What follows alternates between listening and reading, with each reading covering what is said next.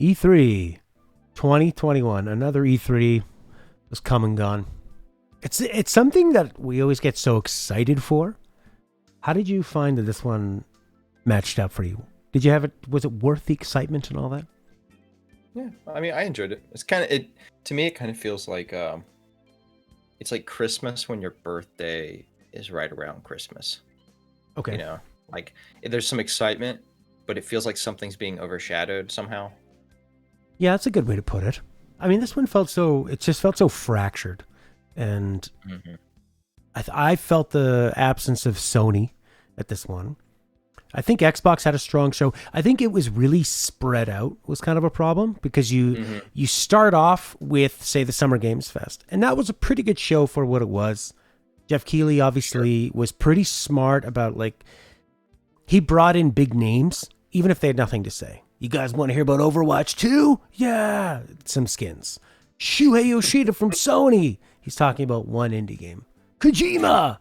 At least there was like a funny trailer, that Metal Gear Solid-ish Death Stranding trailer, and then his ideas about what his next game could be. So he did a lot with very little, and he didn't waste your time. But I think that going into every one of these conferences thinking it was going to be like E3s from the past, it was like kind of a lot of disappointment to start with.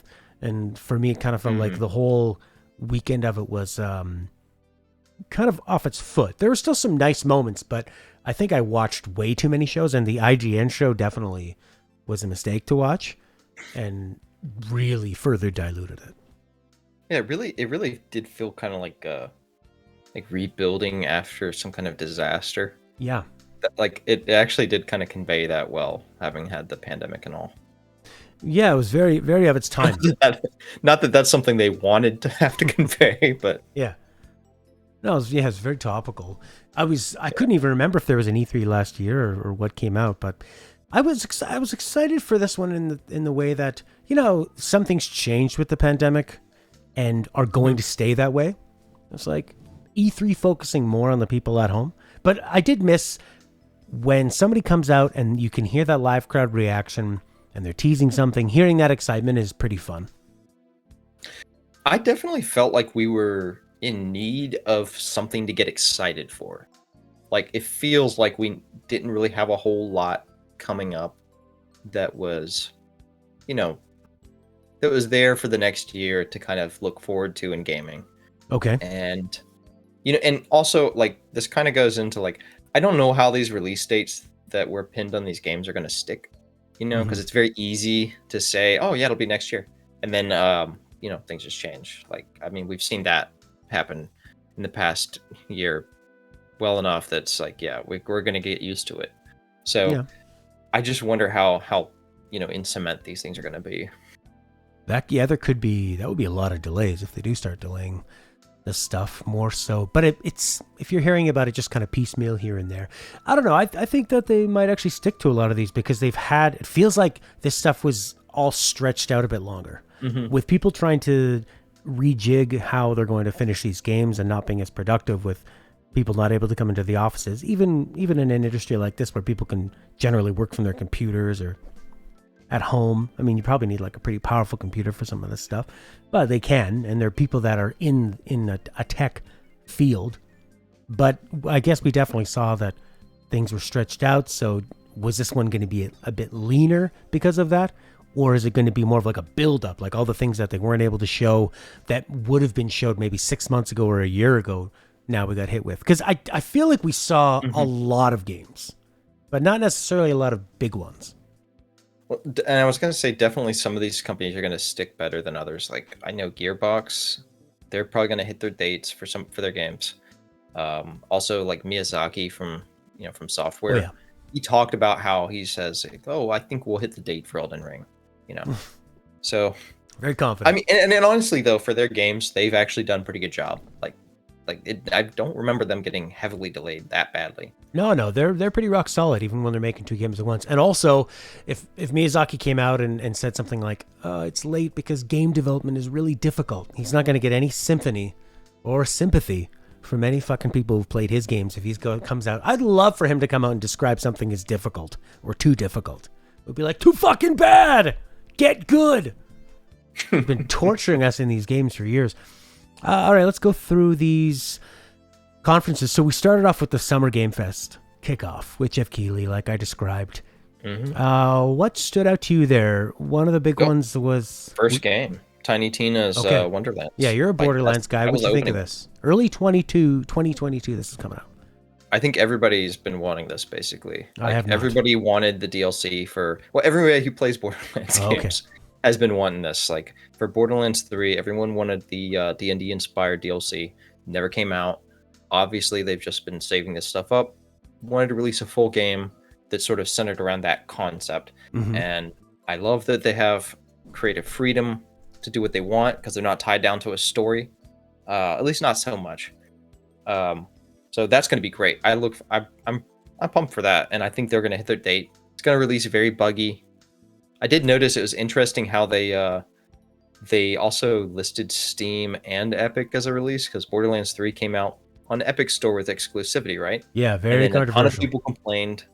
They got a bunch of sales on Steam as soon as the Steam release came out. Now it seems like maybe they're going to release them both at once, so who knows? But nevertheless, I'm pretty pumped for it. It looks exciting. I think this series definitely needed something, not that I'm a Borderlands player, but to freshen it up, because 1, 2, and 3 are all kind of similar, right? Like similar settings and similar vibes. So to just switch it up totally and introduce more of like a fantastical element with everything else. Borderlands is one of those things that if I could get hit with the right timing and play with you, like maybe when it's fresh or something, would be really fun. Oh yeah, I totally forgot that Will Arnett, Wanda Sykes, Adam Sandberg, Ashley Birch, some huge comedic names. What do you think about these mainstream Hollywood people coming into your Borderlands world? I mean, I think it's fine. I'd love to see some good comedy. Fine. They spent millions on these people, and it's fine. I just hope that they get involved in the writing process. Okay. And that they aren't written for. I mean, they can do really well probably with as far as comedic timing goes, right? But I think they have to be involved in the process somewhere along those lines. They have to be able to improv some. You know, they're going to be given direction, like a vague direction, but let them kind of take off and, figure it out along the way. Well, use these people's skills. I mean, Andy Samberg has written multiple seasons of TV and incredibly viral, comedy music videos. And Wanda Sykes is a stand-up comedian. Will Arnett is great at improvising. These people have a lot to say and have spent their whole lives in comedy, whereas Borderlands people have written games their whole life and sometimes have funny moments. But these are like powerhouses. Yeah, I remember hearing Wanda Sykes is going to be playing an overly rules obsessed robot or something. Okay. So that'll be weird. Yeah, hopefully she can grab onto that character. All right. Early 2022. Metal Slug Tactics. Yeah. We saw. Yeah, that was pretty fantastic. I like Metal Slug. I like the thematics of Metal Slug. I'm pretty excited that something new is coming out with it. I mean, Metal Slug just was a sort of like dormant franchise that had gorgeous art. And every once in a while, you're going to get like a package of how to play the games again. But make a tactics game out of it was pretty cool, pretty unexpected. But yeah, I wonder how the difficulty will compare to like the older games, because the older ones are pretty tough. They're like that kind of Contra hard. Yeah. Well, they were arcade games, right? So they're trying to get your money. They want you to die. Death Stranding Director's Cut. Does Kojima need a director's cut? Was that just a cute way of describing, I don't know, like maybe not director's cut, but it's more like we didn't have time to get this in on time, or like some more features, or I don't know. And then he talked a little bit about the ideas that would influence his next game, and then he had some kind of very mysterious trailer, less mysterious than all the Death Stranding trailers we ever saw. But what did you think? What do you think that has a meaning to it, or what? What I mean, I was also going to say, like, they also need to fill the void somewhat, and this would be a fairly low-hanging fruit for them to be able to pump out some like director's cut kind of version. It's expected.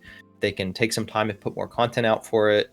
I don't know if they're going to charge more than they anticipated or what. But yeah, and then the trailer hits, and it's very clearly an homage to Metal Gear Solid. As to what the meaning is, I'm not really quite sure. You know, some people have said they're trying to veer away from Metal Gear Solid as a possibility. Some people say, oh yeah, we're gonna like maybe this means that there's still hope for Metal Gear Solid as far as Kojima is concerned. You know, it was such an overt reference to it. I mean, it was way more about Metal Gear Solid than it was Death Stranding. But yeah, like the way he uses the top-down camera perspective, the box that Sam gets in and then just gets out of. But I think on the cardboard box saying something like handle with care or handle with love makes it sound like this was a goodbye to Metal Gear Solid. And maybe just something fun they thought they could do. But I also wouldn't be surprised if this is a way of them hinting at Metal Gear Solid 1 being remade. Perhaps? I'm probably in the camp of a send-off, a goodbye. Mm-hmm. And just something fun. I mean, I'm sure Jeff Keighley's like, look, I need something. So, and all you're going to do is talk about inspiration. So could you just give us a funny kind of way of announcing your director's cut?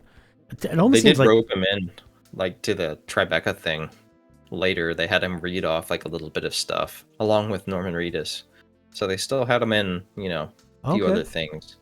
I saw some people mentioning how those oranges fall out of his cardboard box, saying that oranges represent death in cinema. And I guess I thought of in The Godfather when he puts that orange in his mouth and then the kid kills him. I think that's reading maybe a little bit into it. I think that's probably, I've heard that's a reference to something else in Metal Gear Solid, but I can't think of oranges in Metal Gear Solid at all. Well, we saw a lot about Jurassic World Evolution 2. Oh my God, that was at like every conference. So much that Jeff Goldblum, talented, striking looking man. I haven't heard shit about Evolution 1, so I have very little interest in this. Although I love the DOS game Dino Park Tycoon, which is a dinosaur park simulator running game. So I might give this a chance. I like sim games. Jurassic Park is kind of neat. Yeah, so. I mean, it's the second one, so maybe they'll have more time to make the sort of mature the concept. I'm not really sure. I never really got into that kind of stuff. I like traditional RTSs and stuff, but I don't know. Maybe this will have something fun. Maybe if it goes on sale, that'd be like a sale buy for me. I didn't think it was an RTS. I thought it was like is that what it is? Well, it's like I meant like in that perspective where you're doing that park management stuff. Like, I guess you are playing in real time and there's a lot of strategy involved. So yeah, it's essentially it's like a single player RTS. Yeah. Is there anything else you wanted to hit on this other than say the big reveals? Yeah, other than the big one. Well, there is Giancarlo hospital campus. My God. 2 Point campus. 2 Point campus. I'd never heard of this before in my life, and was everywhere at E3. They dominated E3. 2 Point campus. Enroll in 2 Point campus. Their marketing is so in my brain now with this. So essentially, it feels like a mobile game, you know, in terms of how pervasive they made it. It looks like a Facebook game. Yeah.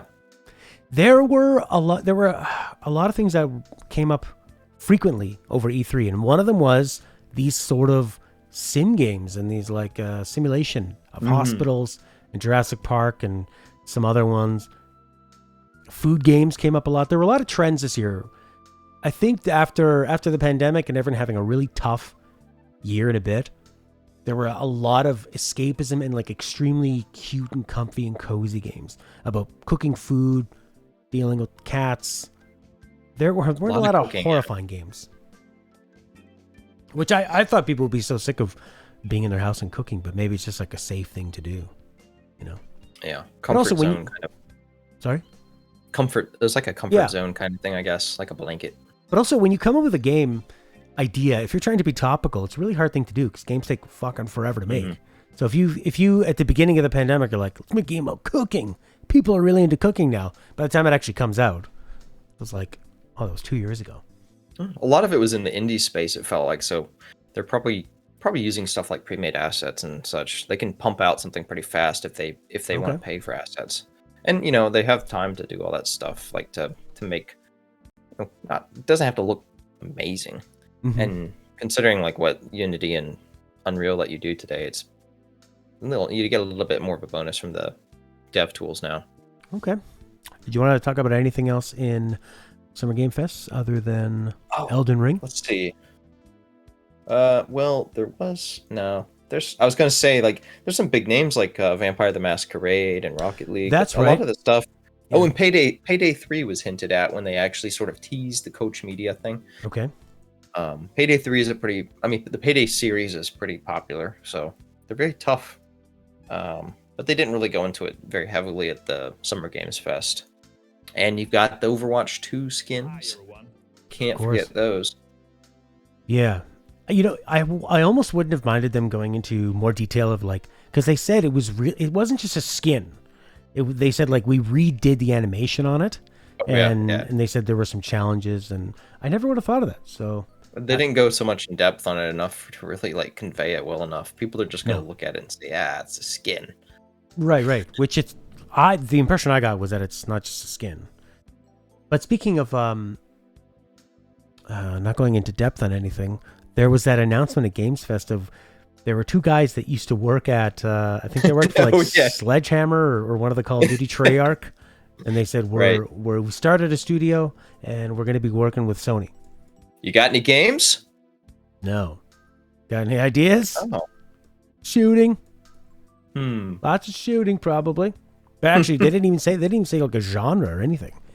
Yeah, they're just there, just like, hey, yeah, we're working with Sony. Expect some good stuff, please. And follow us. I think that was Keighley's way of, okay, this is a way to talk about PlayStation and to make it seem like something was happening. Somebody pulled some strings to get him in there or something, you know, like like even having Yoshida show up to just talk about one indie game. I liked it because it's nice to see him, and that was the only time you're going to see him this whole weekend. There was one other little thing that I thought was pretty neat. They did have the Evil Dead game that came in, and like that's a pretty beloved movie series. It's got a lot of funny moments. It's a weird mixture of horror and comedy, and I guess like some action. And I don't know. It's hard to quantify for that one, but I thought it was neat. They didn't really show a lot that made me super interested. It looked a lot like that Friday the 13th game. It did. From it looked years ago. Yeah. It may be fun. It may be really fun to play. So, you know, I'd keep my eyes out, you know, keep my ears out for it. And like, I don't know. I'll check it out maybe later, but it's worth a mention, I thought. You know, mentioning that game, and I'm glad you did, made me think about, out of the hundreds of trailers we all watched together in the watch-alongs, there was a lot of 4-player games, which I like, and a lot of co-op, couch, and online. But man, were there a lot of fucking zombie games and crafting, and just it felt like survival. Yeah, it just felt like there were so many. They go, Minecraft's popular. It has crafting and it has survival. We're gonna put that in every fucking game, and we're gonna use zombies. Open world, tons of open world, and like procedurally generated and like persistent online. And if you're going to make a game like that, you have a lot of competition. So you better have some kind of hook or be the absolute best at it. I can't help but imagine these were the games that were conceived like maybe 2-3 years ago. Yeah. And they're like back when it was kind of reaching its pinnacle, like in popularity. And now they've got just all this stuff rolling out, one after the other, and you know, some of it may hit, but probably a lot of it won't. I really thought zombie stuff was going away after The Last of Us. That felt like peak saturation. The Walking Dead was past its highest popularity point. The Last of Us 2 again, and it felt like we were okay. That's done and over with. But I think it's okay for some of them. Like he got Back for Blood. And like what else? There was at least one other one that's I was thinking of the Left 4 Dead I like that's that was made by the Turtle Rock Studios. Yeah. And Arcane. Arcane no, it was the one that was by Chet Falisek from ex-Valve employee. They made like that one in space where you're fighting aliens, but it was basically Left 4 Dead. There's so many to keep straight. I can trust some of those. Like they kind of have their chops already, so those will probably be good. But yeah, some of the other ones it's just like, oh god, I don't want any more zombies, man. Yeah, absolutely. There was also Redfall was the Xbox. All right, let's talk about Elden Ring. Yep. Now, Elden this Ring, was more of that trailer that we had seen earlier. And some people were criticizing this, saying they thought it looked old school, not new enough. I don't know. I feel like people were just like lashing out just because they wanted to, you know? Yeah. It's like, dude, these games were meant to also be played on PS4 and regular Xbox. Like, it's not, it's not surprising, and they still look great. So yeah, it's a very striking game. The artistic impact is very powerful. We've got months and months of time left for them to, polish up anything. That's true. And like by the time you get a trailer together, that's already old tech too, right? Like they have to, like they get that ready. Who knows when that was made? Exactly. So I think, and also Dark Souls 1, 2, 3, Bloodborne, all that shit, they were never games that were gonna have traditionally impressive graphics. Like it's not going to be a Ratchet and Clank type game. Just throw a lot of shiny things at you. Bloodborne, I remember really impressing me when it came out, but I know what you mean. Mm-hmm. Okay, yeah. Well, Bloodborne was PS4 exclusive, fairly earlier on, enough in the console's life, but late enough that they had figured out how to like really develop for it. Yeah, Bloodborne was nice. It's nice and gooey and very highly detailed. But also this is open world too, right? So you have a lot more room to it's going to be diluted. Like it's that you're not going to have like perfectly manicured hallways. So one of the other things is they also put out a lot of information after the fact through Miyazaki. Like I'm going to pull this up for you so I can send it over. Okay. But yeah, there was like a lot of like these random little tweets about some of this stuff, and it looked they gave a lot more information out on that. Here we go. Bringing it up. Send it over. I also see a lot, because I'm looking at the trailer now as we're doing this, and there's a difference in detail in some of the different character models, the environments. So I think that there's probably just stuff that's not really done. Okay, I sent you the link. Check out the text only section. You'll see what I mean. Okay. There's a lot more sort of what to expect kind of level of detail. Okay. All right, so we've got, this is what Miyazaki was saying, 6 major areas that function as distinct dungeons. It's a nice size, ruled by demigod characters. You don't have to follow an order. A hub is confirmed, catacombs, castles, fortresses, mini dungeons. Confident that it'll arrive on a release date. A character creator, multiple endings, much higher degree of freedom than before. Optional bosses, cool. Battle arts from DS3 return, but not fixed to a weapon. 100 techniques. Spirits can be improved, apparently. I don't know what that means. Oh, different types of spirits. Use them for assaults as decoy for defense. Oh, that's fun. Spirits can be collected and equipped. Summons. Okay, I read that all backwards. There are also rather useless spirits with other traits. Very Miyazaki. Multiplayer support during exploration on the open fields, but you are not able to ride your horses in multiplayer. Okay.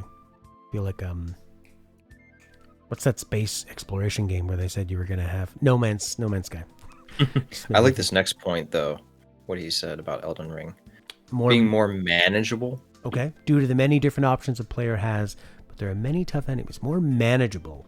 Okay. So it's not saying easier, but it's like he's saying, like, I guess if you're particularly inclined to play a certain way,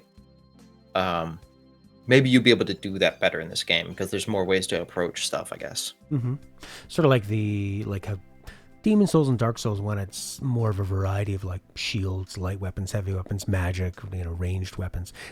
In an open world, you're able to you can dance around your opponents if they're not that fast, right? They can't catch up to you. So many more ways to get around them. Fall damage is low to keep people motivated.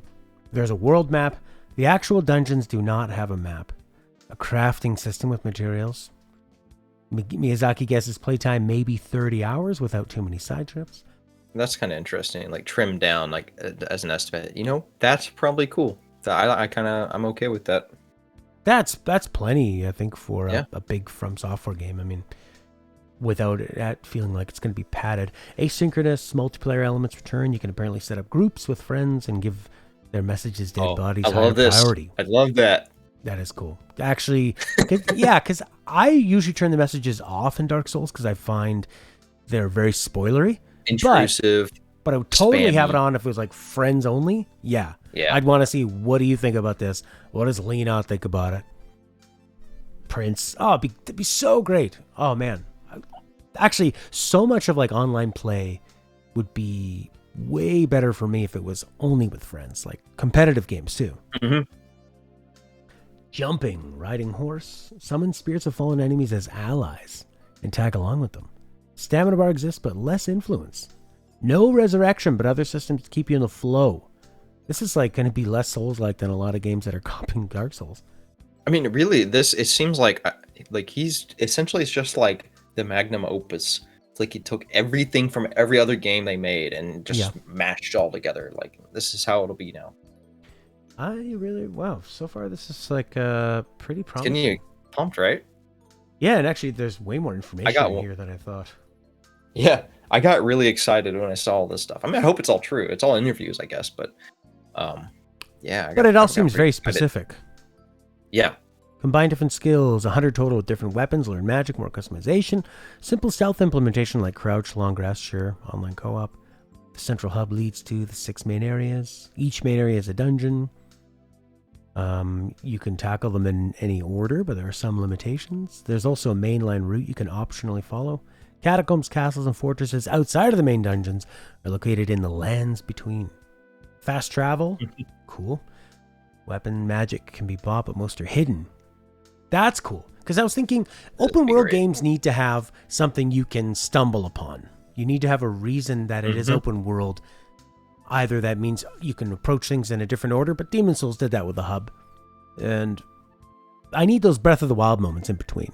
So what are they going to do? And I think they really could have a lot of that because he has such a sick sense of giving you nasty surprises. I would like to see what he would do in an open world. All right. Players a nameless blank slate. Other characters have color, ulterior motives, mystery. Players are tarnished. They've lost the grace, the golden ore of the Elden Ring, the Erd Tree, and exile from the lands between. Once the Elden Ring is broken, the tarnished are called back to the lands between. This includes the player characters, other characters. The bosses are demigods. Okay. I don't know anything about the... Yeah, go ahead. What they credited George R. R. Martin with down below there. There's like... He talks about how he apparently was responsible for just founding like the general, I guess, mythos of the world. Mm-hmm. And like I love how it's like the concept of the tarnished. Okay, well, okay, I guess. Yeah, it seems kind of general. Name of the lands between. Wow, how'd you come up with that? And the 6 demigods. So I mean, it'll be interesting to see. Like, I don't know how much in depth that means. Like, what did he mean? Just naming those things. It's just a list of random little things. Like, how much did he do within? Yeah, those, I mean, you know? Saying that he is credited with writing the 6 demigods could be their names, could be, or it could be their whole interconnected backstory. Mm-hmm. I mean, Miyazaki's a pretty. I don't know how much he writes in the From Software games, but they have a lore that is extremely successful, that is done in like a beautifully abstract way. And also look down below. Mimics will not return in their conventional form, but there will be surprises. Oh yeah, I want lots of nasty Miyazaki surprises. Game development started with the world building due to George R.R.R.'s involvement, and after that, game systems were developed. Opposite to the usual Miyazaki style. So he's doing something fresh. All right, Miyazaki says, I imagine there's a lot that's difficult to imagine, difficult to grasp for all you people who complain about things being difficult. He didn't say that, I said that. But as far as I'm concerned, this is Miyazaki again, after my 10 years or so of directing games, this really feels like a culmination of everything that I've enjoyed about games development and everything I've brought to this point. I really, really hope that as a fan of the games, you'll enjoy it and not whine about how it looks like a PS3 game. On behalf of the whole team at From, this is a compilation of everyone's passion here and everyone's dedication. So we just were really enthusiastic about this project. We can't wait for people to play it. Man, I'm glad you showed that to me because that got me even more pumped for it. Yeah. Yeah, I'm super excited. Yeah. I wonder if he'll retire. I like that he just says my 10 years or so. Like he doesn't really know or care how long he's been doing it. I think it's been more than 10 years. Like, what the fuck? Because I mean, Dark Souls. Yeah, it's way before because Armored Core. Well, I don't know when he joined, but Yeah, like I was Armored thinking Core that was too. what I remembered. Well, even Demon Souls is more than 10 years ago. Original Xbox era. Was what 2001. Yeah, because I mean, if Dark Souls 1 was what 2011, okay, that's 10 years. Demon Souls was before that, and obviously he was developing the game before it was released. But Miyazaki just doesn't realize 20 years have passed. He thinks it was actually 10. Wow, maybe that's a part of his magic. Cool. All right. Well, that was a good show. Ring. The Summer Games Show. I didn't check out the Guerrilla Detective I didn't see Collective that one either. or the Wholesome Direct. I watched a little bit of the Wholesome Direct, and I will say I kind of agree with the. So I was actually watching some of the stream that Video Game Donkey did with that, and in the background you could hear his wife Leah B. She was talking about it, and she was talking about how the indie games are like a lot of them look so good on the surface, and they look really fun, but then you play them and they're really crappy. And like I understand, like a lot of these people make no money off of this stuff, and they're doing it for their passion. But like it really does kind of ring true a little bit. There's a lot of chaff in there, like that you gotta wade through to get to get. Well, to the good I think stuff. it's difficult to. That's why I don't give a shit when people tell me like the story of a game, what it's about. It needs to be fun first, and then if there's a good story, bonus. So you see a lot of indie games and you go, what a cool concept, a cat cafe simulator. But is it going to be fun to do all that shit? Papers, Please doesn't sound great on paper, please. But as a, it's like a gameplay loop, amazing, right? Crazy, yeah. Okay. What are some of the games from here?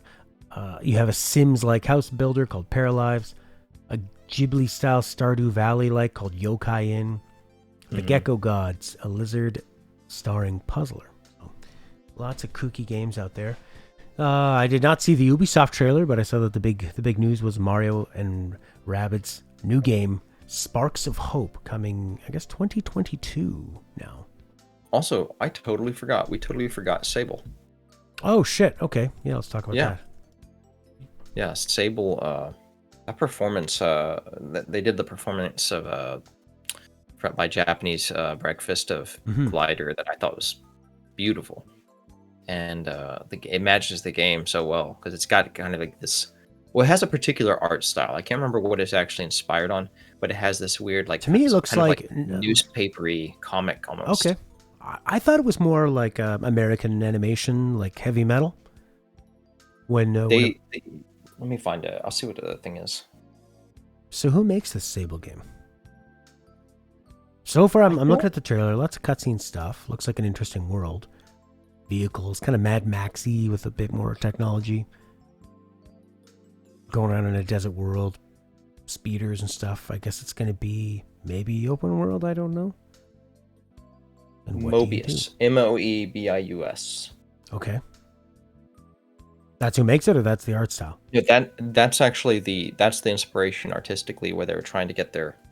Okay, kind of similar to Banner Saga as well. Okay, so what did you like about this game?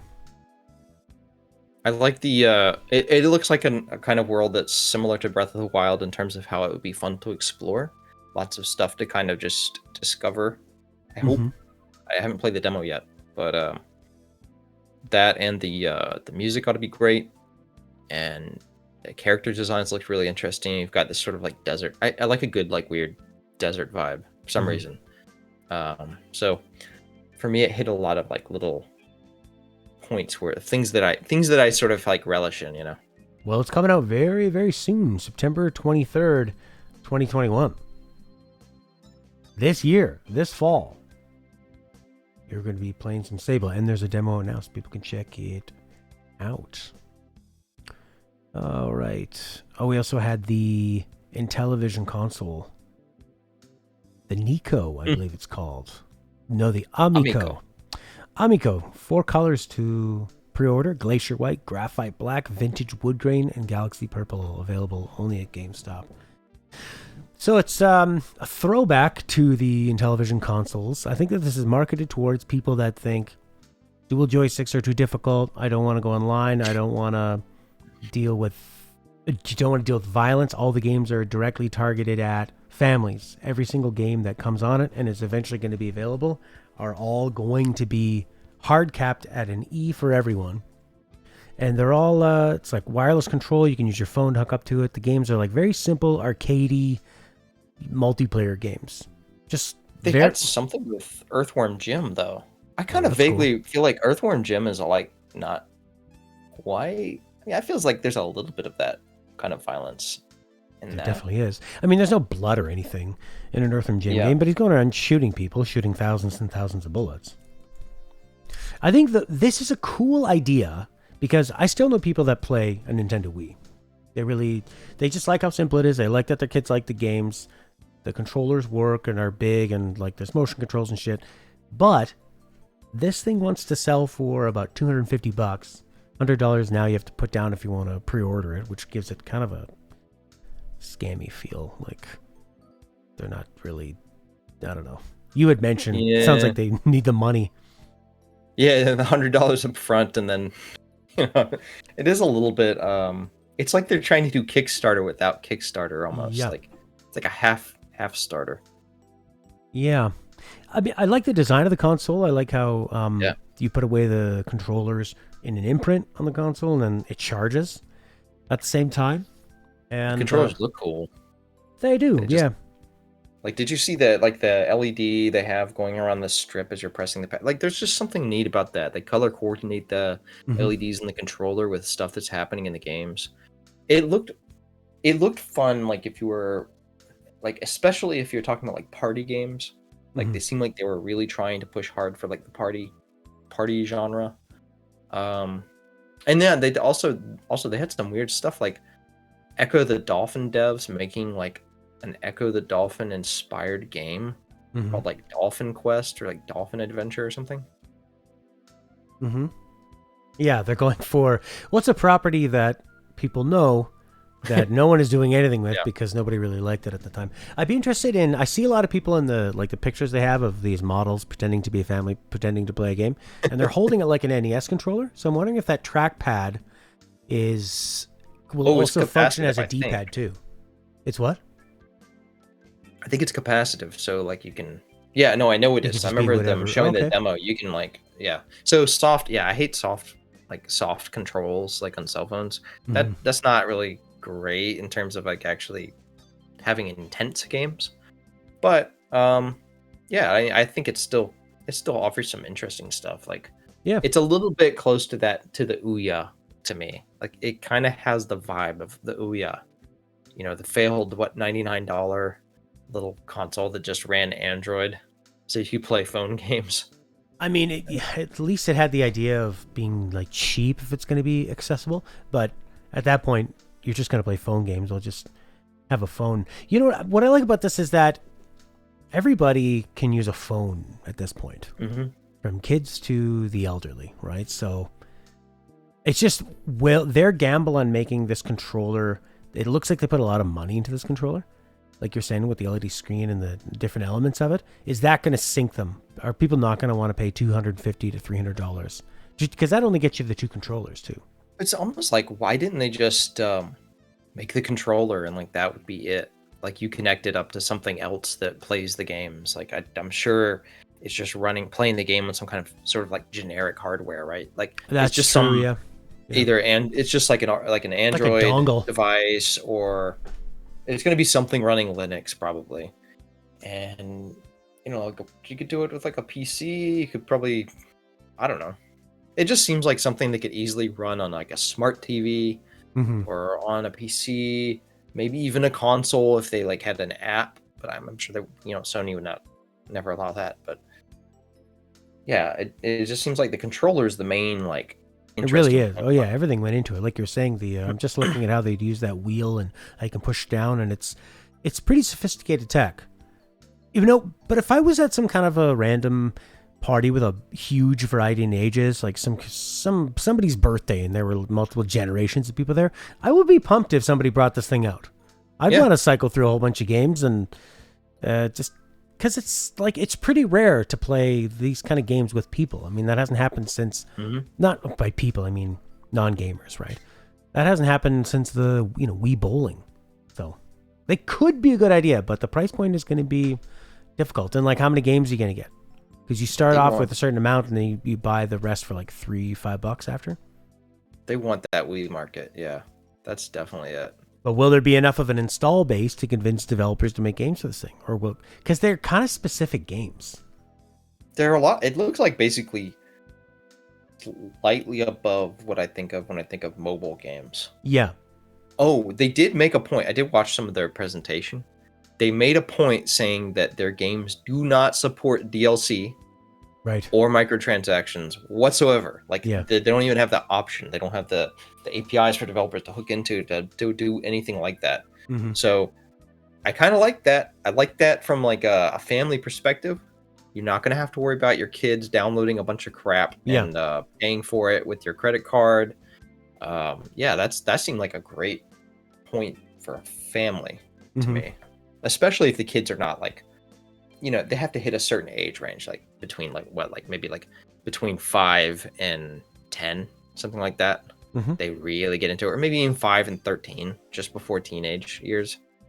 Like, it would be a great system for that, I would think. Kind of almost along the lines of a Switch.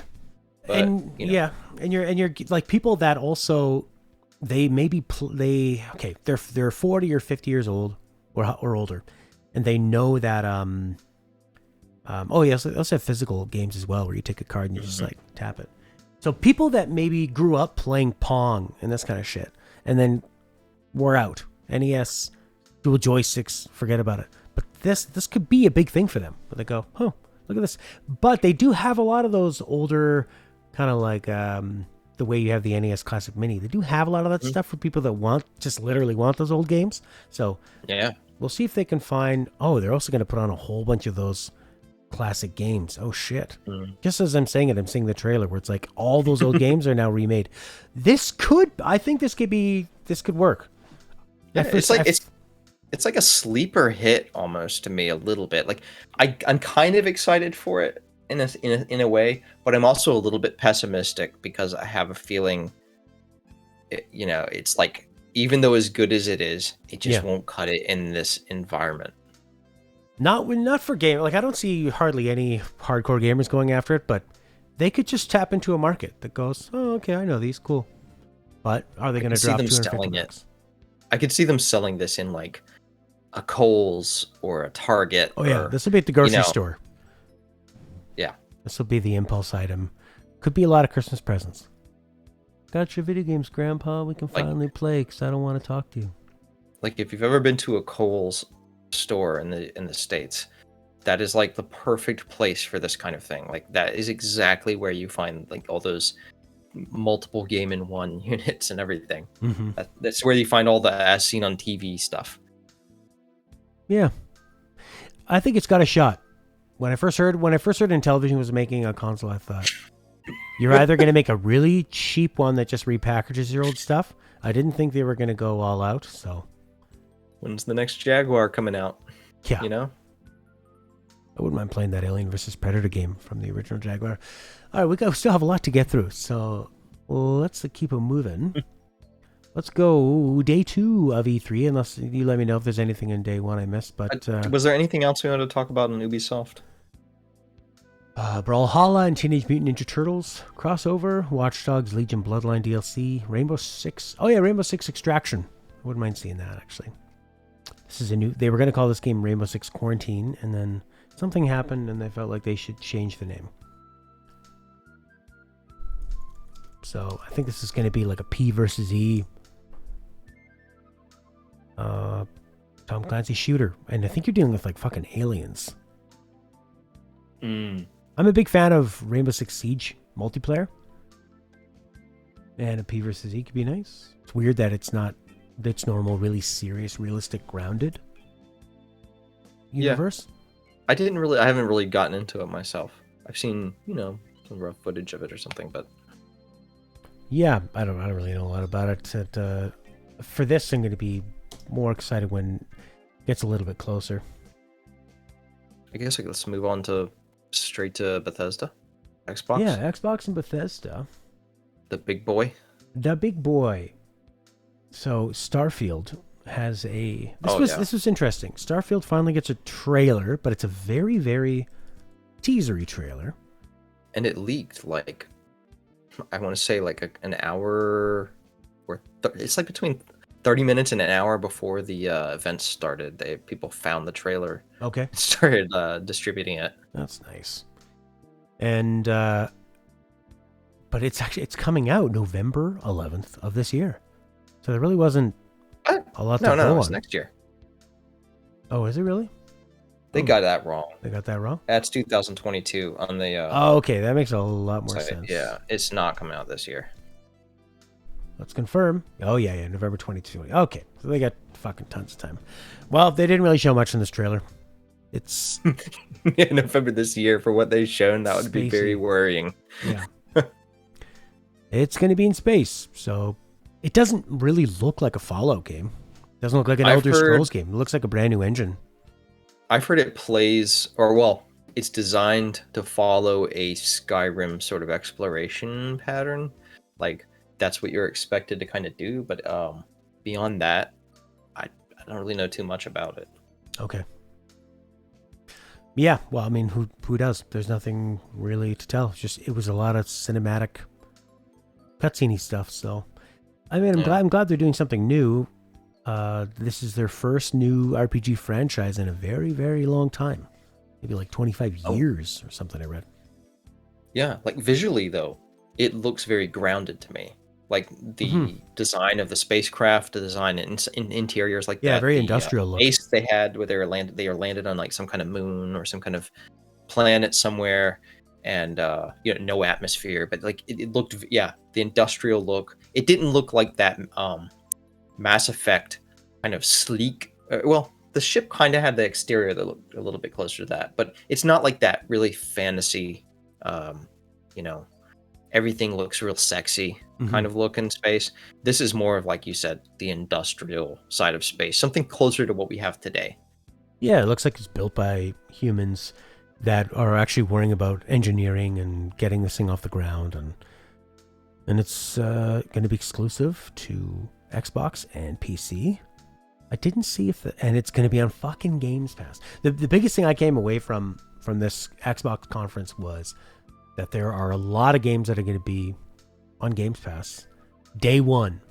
And I mean, to me, that seems like a ridiculous value.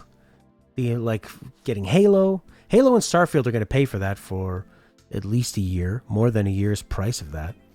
And then you just have so many more games coming. So I definitely see myself getting an Xbox for Starfield, actually, if it looks like it has decent reviews. I'm always up for another sci-fi game, and I'm really interested to see them branch out and try something new. And I wonder what the actual game will look like compared to what we've seen in these trailers. They said that was featured in game, or that it was essentially rendered in game. Okay. Which very well may be true, because this, how we were talking about games for that were not meant to be on both last gen and current gen. Yeah. But games that are actually looking forward, these are the ones that are only going to be exclusive to like the new gen of games, or consoles rather. Yeah. I think, if you're thinking in that realm of it all, that could be what we're seeing. In-game footage from a current gen kind of system. Okay. Well, it'd be really impressive. I mean, they like to impress with something. Like, if it's not the detail of the textures in their games, it's the size, it's the scope of Elder Scrolls and Fallout and all the different dynamic gameplay moments you can come across. Like, it's always been really impressive. Skyrim is still holds up today in its many, many, many iterations, and it was impressive at the time. So, yeah, but a long ways to go. Space is such a weird one too, because like it's so vast, right? Yeah. And so, it's like you've got to, where do you restrict yourself? Do you let the player explore an entire planet? Because that's a lot of work to try to populate that with actually interesting things. Or do you have them restricted to kind of like, oh, you can go to the planet, but you got to stay within the boundary of this like, massive crater with walls or something around or something like that. How do you I always think that's like the trappings of making a game where you can go to multiple planets.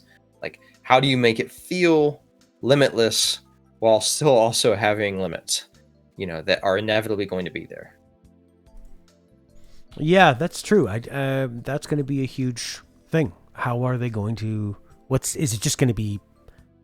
Is space is there, but you are actually only really traveling from planet to planet. They put so much emphasis on the way the ships look and being in the ships that it would seem like you're doing a bit more space travel. I mean, Mass Effect had a whole ship that you used as basically just a hub, and you transport it around. I can't remember if there were any like space gameplay moments, like the odd shooting section or something. Yeah. Will you be able to fly the ship manually at all? Like, I really don't even. I mean, and that's such a can of worms when you want to open something like that up and you want to add that into your game. So I don't know. We'll learn a lot more. Yeah. It could be almost anything. So, how about Stalker 2? I don't know a lot about Stalker. It's a it was popular on PC, right? Yeah, it's a very gritty series based out, in Chernobyl, out in Ukraine, and yeah, it's known for this sort of, it's kind of survivally in that sense, but it's more of like this realistic take on survival rather than the kind of arcadey things you see in open world games.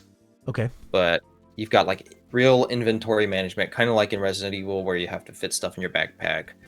The hits actually hurt from guns, like you can get killed pretty fast. That you don't have like this, you don't have a health spongy kind of character to deal with. Good, I like that. It was very grounded and very kind of like dark and violent, and I'm thinking when you're talking to NPCs and that type, is it pretty story driven? Mm-hmm. Okay. Yeah, you've got a story that you follow. It's not just open ended. So it looks pretty cool. It looks sort of like a child of Half-Life, but darker, and all the different perspective. The anomalies that you have to encounter and all these mutated monsters. That's like a highlight of it all too. Okay. Leonard describes it as a more open-ended pathologic. But that's Leonard to draw it back to one of his 4 tentpole games. It's like a more like open-ended than pathologic, less cartoony than Kingdom Hearts, less Japanese than Yakuza, let's say. All right. Back 4 Blood, the Turtle Rock game. Speaking of zombies and mutated creatures.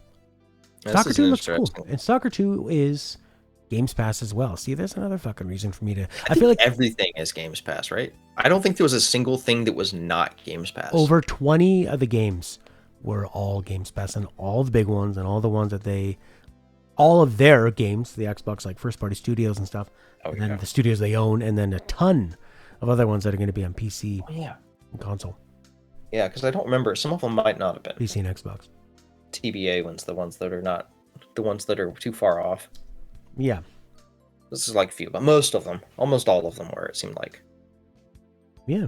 But I feel like having a Switch, a PS5, and then an Xbox eventually, I'm going to have a really nice crossover of all the games I'd ever need to play. Oh, but you brought up Back 4 Blood, right? Mm-hmm. And that was an interesting, because we saw it last year. They had their like little beta testing, so it's not really a new title, but it also isn't really released. People had a chance to play it. I think it's going to have changed quite a bit, or at least in terms of the way things are balanced. Because I remember when that game initially came out and people played it, it was extremely unfair. It seemed like people were really complaining about how punishing it was. Mm-hmm. And it's got to have some difficulty, but like it was to the point where it was just kind of ridiculous. Unless you played with a cohesive group of people you already know, you're gonna have a hard time otherwise. Okay, which is funny because it looks like such a goofy, silly game where the difficulty they would have on the easier side of things just to make it more of a breezy experience. It looks really good. It looks solid. It looks like it's got a lot going on. The animations are nice and tight and fluid. If you could have 4-player co-op, 6 frames per second, make it easy to hop into the multiplayer. Some interesting designs. It's another game that I'd never played any of the Turtle Rock games, but would be happy to use Game Pass to kind of sample all this stuff that I missed. Well, it's totally the spiritual successor to Left 4 Dead, so cool. It's, if anybody who's liked those games, it looks like it's going to be kind of a logical, continuation. hopefully they don't get to like they don't have too many things like too much DLC or paid content that like bog it to kind of drag it down. I really hope they don't have too much of that. That'd be my only. I feel like they'll probably have, if it has any kind of success, there's going to be a lot of DLC for it, like 2 or 3 packs to it, and seasons pass and a deluxe edition and all that stuff. I'd be interested if they go microtransactions route, if it's one of those games where you get a lot of weapons and skins and stuff. And yeah, I'm more worried like as long as there's no like content that's, I'm fine with some stuff, but I just don't want it to be like this kind of gambling kind of thing again. Oh God. Yeah. Oh God. Rolling a dice to get a skin or something. Yeah. Okay. There was like a very CGI heavy trailer for Contraband, the Avalanche Studios game, TBA. Not much there. Sea of Thieves, A Pirate's Life, Pirates of the Caribbean crossover. That's kind of neat. Yeah, I mean, Sea of Thieves. You had mentioned you thought. Well, let you say your thoughts. Yeah, what do you think of the Sea of Thieves and what it needs? Yeah, I was. That's one of those games that I've always wanted to play. Just like kind of. I get an urge to try it out, but I always hear so many negative things about the game. Yeah. So, when I see an expansion like that, I'm kind of interested, but I'm also very cautious because it's that kind of game I won't play unless I have a bunch of friends playing it with me. So, I don't know I don't know what this adds other than the Pirates of the Caribbean stuff. Like, I don't know if it adds single player content or if everything's kind of more multiplayer. But yeah, I don't know. It looks interesting. I mean, I'm okay with Pirates of the Caribbean stuff. Yeah, it's okay movies. It seems like a kind of an old pull. Like, okay, yeah. But I mean, a lot of people grew up with these movies. It's a pretty big franchise, really popular. Sea of Thieves always seemed like a really cool idea, but what's going to keep you playing it? And then this is actually going to have a bit of a story, or like a focused story experience. So that could be enough to bring people into it.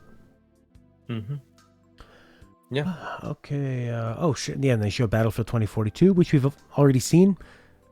I'm always interested in Battlefield games as a casual player of competitive shooting games. I like Battlefield. I feel like I can get in it and have fun and not have to be... I feel it's more accessible than Call of Duty for me. And I like that it's not super far in the future.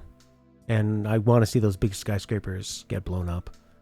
I think it's going to be pretty cool. No campaign, which to me, I don't care. I don't play a Battlefield game for the campaign ever. It always feels tacked on, and it feels like they're just trying to compete with Call of Duty. Just do what you do really well and put all your resources into that. Yeah, I like the look of the game. I never played any Battlefield games, but I kind of tempted to play one now because the trailer made it look pretty cool. Yeah, man. Lena likes the story modes in Battlefield. Really?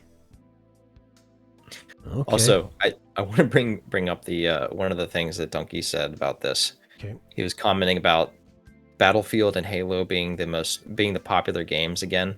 Like it's like we circled back around to those games being popular, the ones people look forward to. Yeah, I guess so. I mean, they just haven't been... I mean, Battlefield's been coming out a lot. Halo, they took a long break, so I could see why people would be excited for them again. And they kind of... Yeah, Halo kind of... They had such a good legacy. 1, 2, 3... And then as they went on, they kind of drove it into the ground. Halo 5 was like a big fart. People were not into that. So they took a bit of a break. And I mean, Halo Infinite's coming out and they're going to have free multiplayer. So it'll be Halo Infinite's free multiplayer versus Battlefield's pay for only multiplayer. Which is a little bit concerning because anytime you have free to play, that means they're going to have some other monetization strategy. Back of your mind, you're sitting there thinking like, okay, how are they going to get people to pay for this thing? I think battle passes were mentioned, so hopefully that's it. Like I'm cool with that, especially if it's just something along the lines of skins.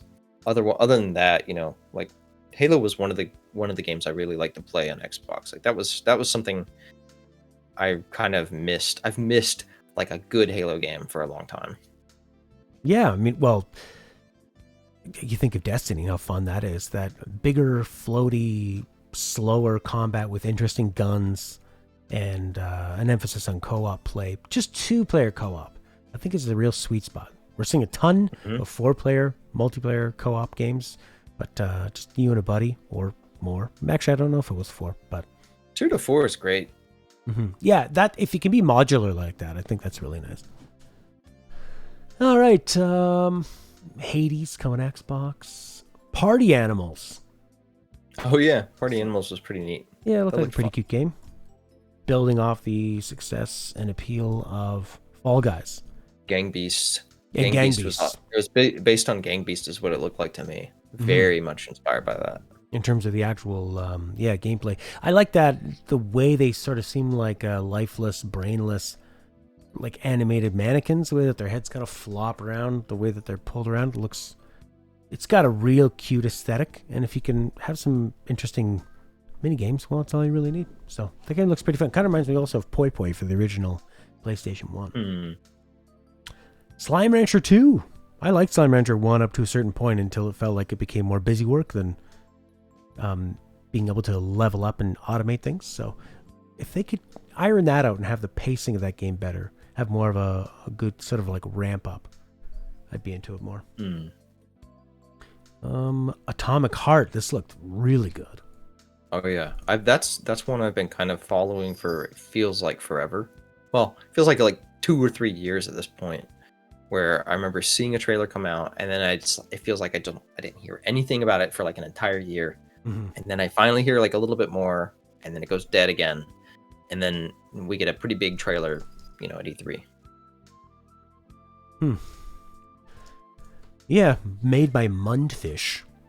Kind of a Russian Bioshocky, really like creative designs of enemies, weapons, a lot of like attacking limbs. I'm disappointed to see the guy with like the extreme kind of undercut again. Out of all that creativity, and you got that same haircut. A lot of people. I wonder what a Mundfish looks like, by the way. That would seem like a big gelatinous, round, blobby, ugly thing. Yeah, this game looks like it's got a lot to offer. I mean, if they can just like keep it really focused on their scale, keep a nice, tight experience, I think this could be awesome. There are a lot of weird sort of like slow motion parts in the trailer that I don't know if that's in the game or just how they do for the trailer. If any of that stuff is true. I like the vibe they had for it, where it was almost this alternate future kind of thing, where you still had a lot of like this old USSR kind of inspired stuff, these weird robots. It's like kind of like dystopian future, alternate future kind of thing. Right. A game I was into was called Replaced. A difficult game to look up because there was already at least one game named Replaced. But this was a 2D. That was the inside like? Yeah. Wait, no. It was it's like a pixely, Blade Runner-ish, 2-dimensional. I don't know how similar it was to Inside. I could be. Oh no, I'm thinking of a different one. Yeah, I mean there were. This game had like on. beautiful lighting and ideas behind it. Maybe more of like an out of this world than an Inside. That's a good one. Yeah, good comparison, I think. So that I'm pretty pumped on. That is not coming out until 2022, so they got a long ways to go. Age of Empires 4. Not much of an update on the style. They're staying pretty true to the Age of Empires look. Yeah, what does it look like to me? Is like, I swear it looks like am I thinking the recent Civilization games? Like there's something almost more cartoony about it than the pixel aesthetic, because it had more of a pixely look back in the original trilogy, right? And now it just kind of has like this weird little bit of a cartoony vibe to me, almost. Yeah, cartoony, bright. I mean, with these kind of Age of Empires was into like intense detail, which made things look small, or you had to, it was kind of hard to show that. Whereas like StarCraft and Warcraft went for big, larger than life, which made sense when you're looking down. Whereas Age of Empires was kind of about the scope, not quite as big as a Total War, and not quite as cartoony as a StarCraft. It was in the middle, popular. I mean, people have been eating up these remasters, or they've been making them. I was just thinking, like, man, I kind of want to see now that maybe this has already probably been done, But man, I want to see one, and maybe that would work for this, but to have it sort of have that tilt shift photography look to it. So where it looks like miniatures actually walking around on the screen. Kind of, Okay. imagine the remember the latest Zelda, the one on Link's Switch recently, Awakening, the the remake. remake? Yeah, Link's Awakening remake. The way they did that, that's essentially like a tilt shift Okay. kind of aesthetic they did. I want to see something like that. So where it gives me like this weird little like I'm looking like a toy box almost. These little model soldiers walking around. Yeah, and I mean, and that's actually an aesthetic we're seeing in a lot of indie games is more like photography of real things, putting them in. I always loved pre-rendered backgrounds for how, in the late 90s, you could draw a beautiful background. It was a static image, but you could work around that and have polygons or sprites in front of it moving. It seems like that has now evolved to, we've seen several games that are using stop motion, and we're doing like a dioramas where everything you see is like a real object that is photographed and like artistically placed. But yeah, I feel like we saw like a couple games that went over the process of making that stuff too. It's like they showed how they made the actual model, and then they translated that into an actual computer model. And that was pretty fascinating. Yeah, and like there was one where they really hand photographed every single piece of the stop motion animation, and other ones where they did more of the environments and, like you said, just translate it in a faster way. Outer Worlds 2 had a really funny trailer. Not much there, but more Outer Worlds. Looks like it's coming, and it's going to be very funny. I love the way they did that trailer. A voice that you don't know. Something epic that has nothing to do with the game. Yeah, I wasn't super drawn to the original the game when it came out, but I was drawn to it. I just didn't like it. Yeah, I feel like I should give it a shot, and maybe it's at a point where I would enjoy it, but I don't know. Something still keeps like pushing me away. I found that it had one joke, and then it kind of was stuck using that same joke. Everything was like corporations, and marketing. Yeah, okay, we get it, but they didn't have a place to go with it, and I didn't get those surprises. Those kind of things where you're choosing like, do you want to help the townspeople or help these people? Okay, well, there needs to be a reason to choose one or the other, and then sometimes you need that bit of a twist, like in The Witcher, where you help the magical tree, and it turns out the tree was like murdering children or something, and you go, aha, screwed you. You don't want to be tricked all the time, but they just felt like there needed to be something more. Leonard said, Outer Worlds not serious enough for you to really care about it. They don't take themselves seriously. Why should you? Yeah, I can see that. It's hard to build a game on a joke. Yep. Microsoft Flight Simulator coming to Xbox Series. I'm excited for that because I like flight sims and I don't have a computer that can run that game. Forza Horizon looked pretty impressive. Ooh, it looked beautiful. Yeah, it had kind of a cringy way of demonstrating it. 4?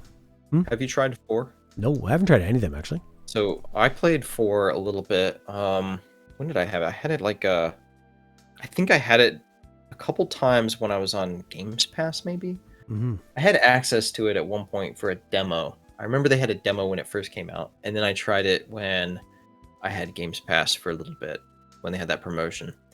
And yeah, it was a fun game. Like, it's really interesting. You get a lot of nice looking environments. One thing is, it's great when you stay on the actual track, the paths, the roads that they have. But when you start going off, you go into like a lake, right? The entire lake is always like maybe ankle deep, just enough so the car can't go under the water. Right. They don't let you really damage the cars to the point of like obliteration. Of course.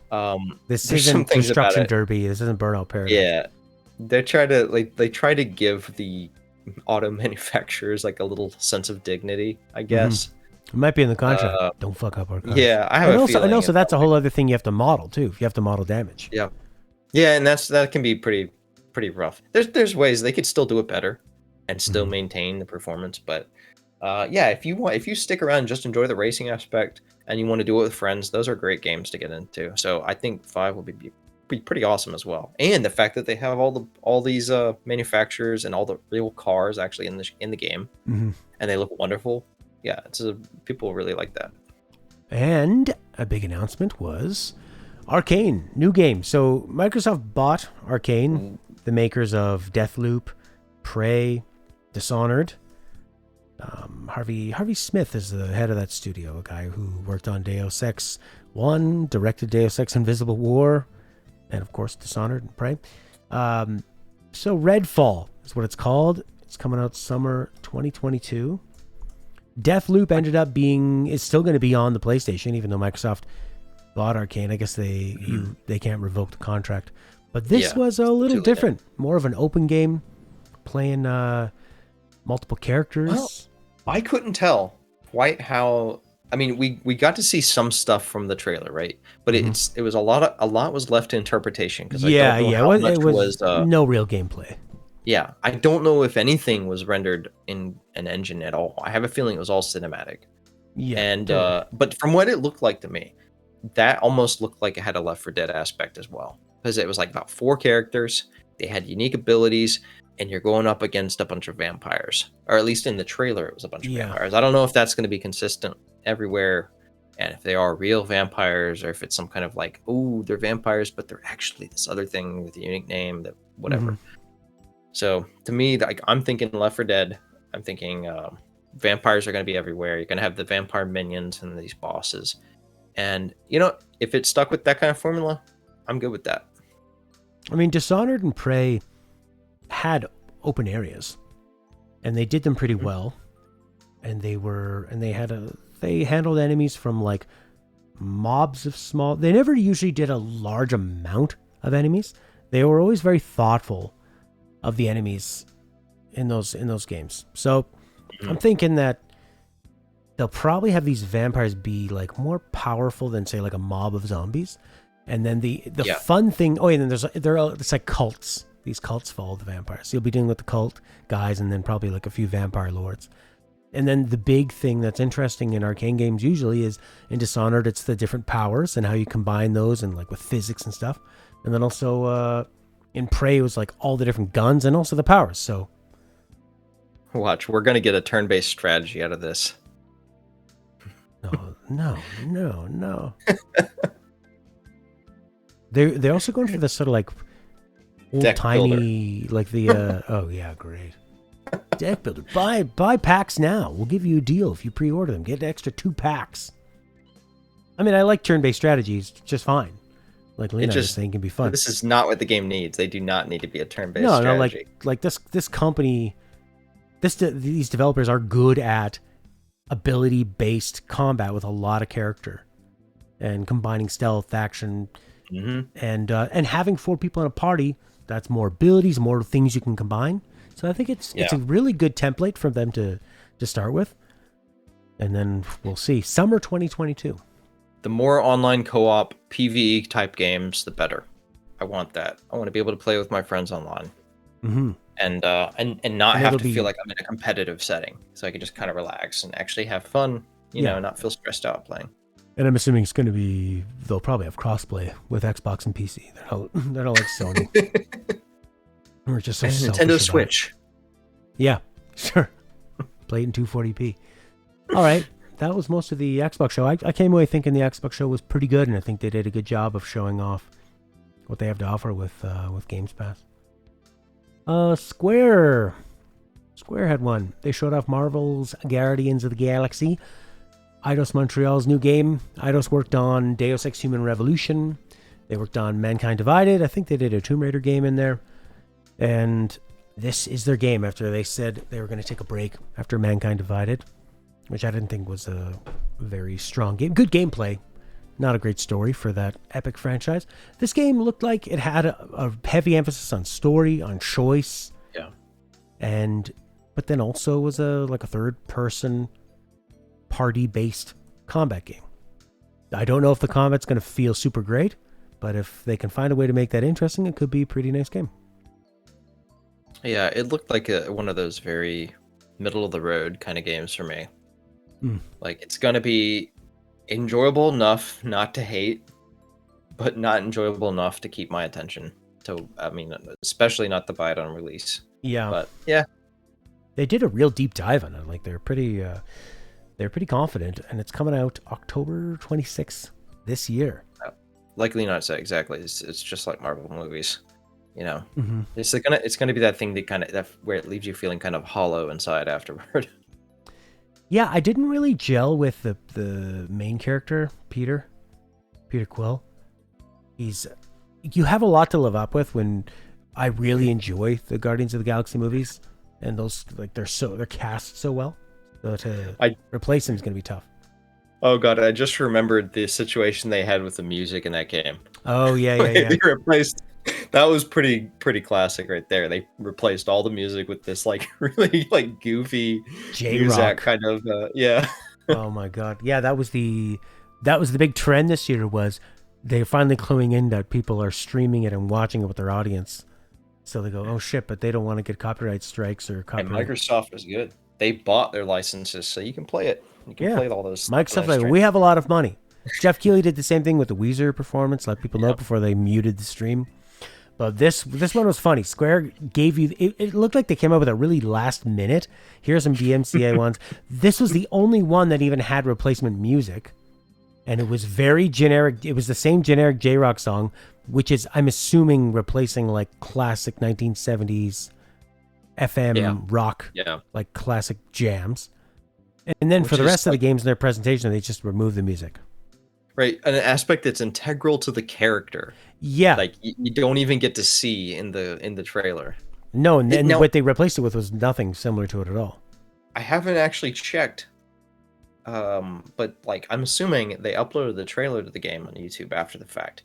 Now the non-stream one, I wonder if that one actually has the actual music in it, or if they still just replaced it with a bunch of like Oh, I would think they put the good stuff in there. I hope they did. I kind of want to rewatch it just to find out. Lino wants an option to just put in that generic J-Rock. That'll get him to play it. Okay. They probably will for people who actually play the game on Twitch. Oh, maybe, but it was on one song, just looped over. Like I've seen other games that have that. I mean, what if it's a moment where he finds a missing tape from his mother that he misses, and his parents are dead? And he's having an emotional moment. And it's just da-da-da, to gonna get you in the balls, yeah. Way to go, Square. Mom loved that song. Another making love. Final Fantasy Pixel Remaster, whatever the hell that is. What the hell is that? They didn't show shit. They didn't show what it's gonna look like, and they also just said it was coming to Steam. It was just a teaser trailer where they showed logos. Classic logo trailer. Yeah, like Lena says, it's remastered pixels. What more do you need to know? That sucks. They're showing all this great concept art and the like manual art, which is so good from the original Final Fantasy games. If you could make it look like that, that'd be amazing. But they probably won't. So I don't know. We'll see what it's going to be. As long as it doesn't look like those disgustingly bad remasters they had on Steam and mobile before. They were gross. They were really gross. I know they were somewhere available. I never, that's the one series I never really got into. So for me, I wasn't really following that. And, but I didn't, I didn't see much about it. It seemed like it just went right by when I was kind of scrolling through the replay of the presentation. Yeah, it was like a 29-second trailer. There was really nothing there. Oh yeah, Lena thinks maybe they're doing the remasters because of the old Chaos game, starring Chaos, killing Chaos. Could be. I mean, it's just something they can pull out of their ass anytime they want, right? And they know that there's a crowd for. But they better hurry up because the people who actually grew up playing the original Final Fantasy games are all going to die soon. So they need to get that going. I want to add, before we skip ahead to probably the last couple things. Okay. The Marbles. I'm surprised the Marbles Avengers game is like still even present.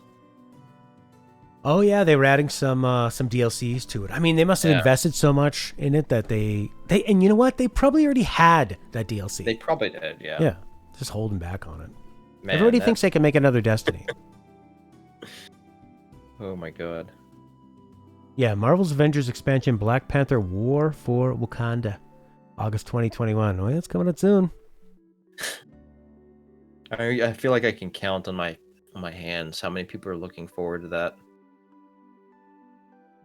Yeah, and that's too bad. That is too bad. That's a tough nut to crack. Many have tried, many have failed. Babylon's Fall. I don't remember much from this one. Actually, from this. So I didn't watch a ton of the Square Enix presentation, but what I gathered that this was some kind of like procedurally generated thing. Wasn't that something that was going on? Leonard says it didn't look all that special. Babylon's Fall. Oh yeah. Oh, you know what? Service. Okay, it was actually made by Platinum Games. So that means Square ended their presentation with 2 Platinum Games. Babylon's Fall. I think they're trying to bank on what made Nier popular. It says the last one is by Team Ninja. The last one is, yeah, it's Team Ninja. Oh yeah, not Platinum. Sorry, I just thought it like game company known for action games. Yeah, it's a co-op title developed by Platinum. Can either be played solo or up to 4 players. What are we gonna see here? So it's got like a Devil May Cry gameplay.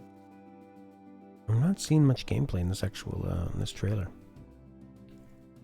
A lot of walking around. Oh, here we go. Okay, there's some gameplay. Yeah, a little bit like Devil May Cry, a little bit like Nier, but with co-op. It looks like maybe like Gauntlet in a way. I don't know. I'm not seeing like crazy impressive combos or anything. I see people unloading a lot of bows and arrows to take somebody down. Doesn't look like Devil May Cry to lean on. Okay. I don't know. It looks like it's got a ways to go. Again, like, okay, you're trying to... It's good. There are a lot of people like you that want to play a game with their friends, but there's going to be a lot of competition for that. Usually people, they find a good online game that one or more of their friends like. They're probably not all that likely to just shift off of it unless it's something really special. Because now you got to convince 4 people to buy something. Well, it's the crazy thing, because I feel like I remember at one point in the past couple of years, I would go on Steam and I would look to see what's available. Like, you know, you look for the tags like local or online co-op or whatever, and then really like I feel like I'd played everything, and it all released like decently well back, and anything else that was co-op and PvE like that, it was usually something like Valheim or these open world survival games. It was always the same genre. It's like we didn't have anything that was just more like mission based. It was either really open, like a massively multiplayer game, or it was some kind of survival kind of concept. So I mean, I'd be happy to have something else that has something more like concrete to go through. Even and then I guess you've got like Destiny, but again, that's kind of like that. I don't know. There's something about that too. Well, the big headliner for Square Show was a Final Fantasy game in name and some of the titles. Kind of divisive amongst people that see the name Final Fantasy and get very, very excited. But it's a Final Fantasy Origin game. Nomura is involved. Apparently he had one of the main ideas behind it. Najima is writing it. This is co-developed with Team Ninja, who brought you Neo and Ninja Gaiden games. It's a very, it looks like a Team Ninja game. This looks more like Devil May Cry. Kind of flashy, bloody, which is very odd for a Final Fantasy game. Mentions things like Warrior of Light, Chaos a lot. Said the word Chaos over and over and over again. And Garland. So it's kind of saying elements from the first game, but the actual execution of it just seems like they're totally doing their own thing. They just happen to use some of these elements. But we saw... When I was looking... Oh, go ahead. I was going to say, when I was looking at like the... a lot of possible leaks and rumors ahead of E3, and I remember seeing somebody talking about this Square Enix presentation. They were saying like, don't expect like massive or like super crazy Final Fantasy news, but then they kind of backpedaled and they said, okay, well, maybe some of you, I guess, would like that kind of stuff, or like that, it's like they're kind of like, it's like they're implying that like it's not what you think it is, but there is kind of some Final Fantasy stuff there. and which kind of meshes really well with what we end up seeing. Yeah, somebody in our Discord mentioned that the 3 characters really look quite different from each other. They kind of look like they're from different games in the way that they're like rendered and the way that they're dressed.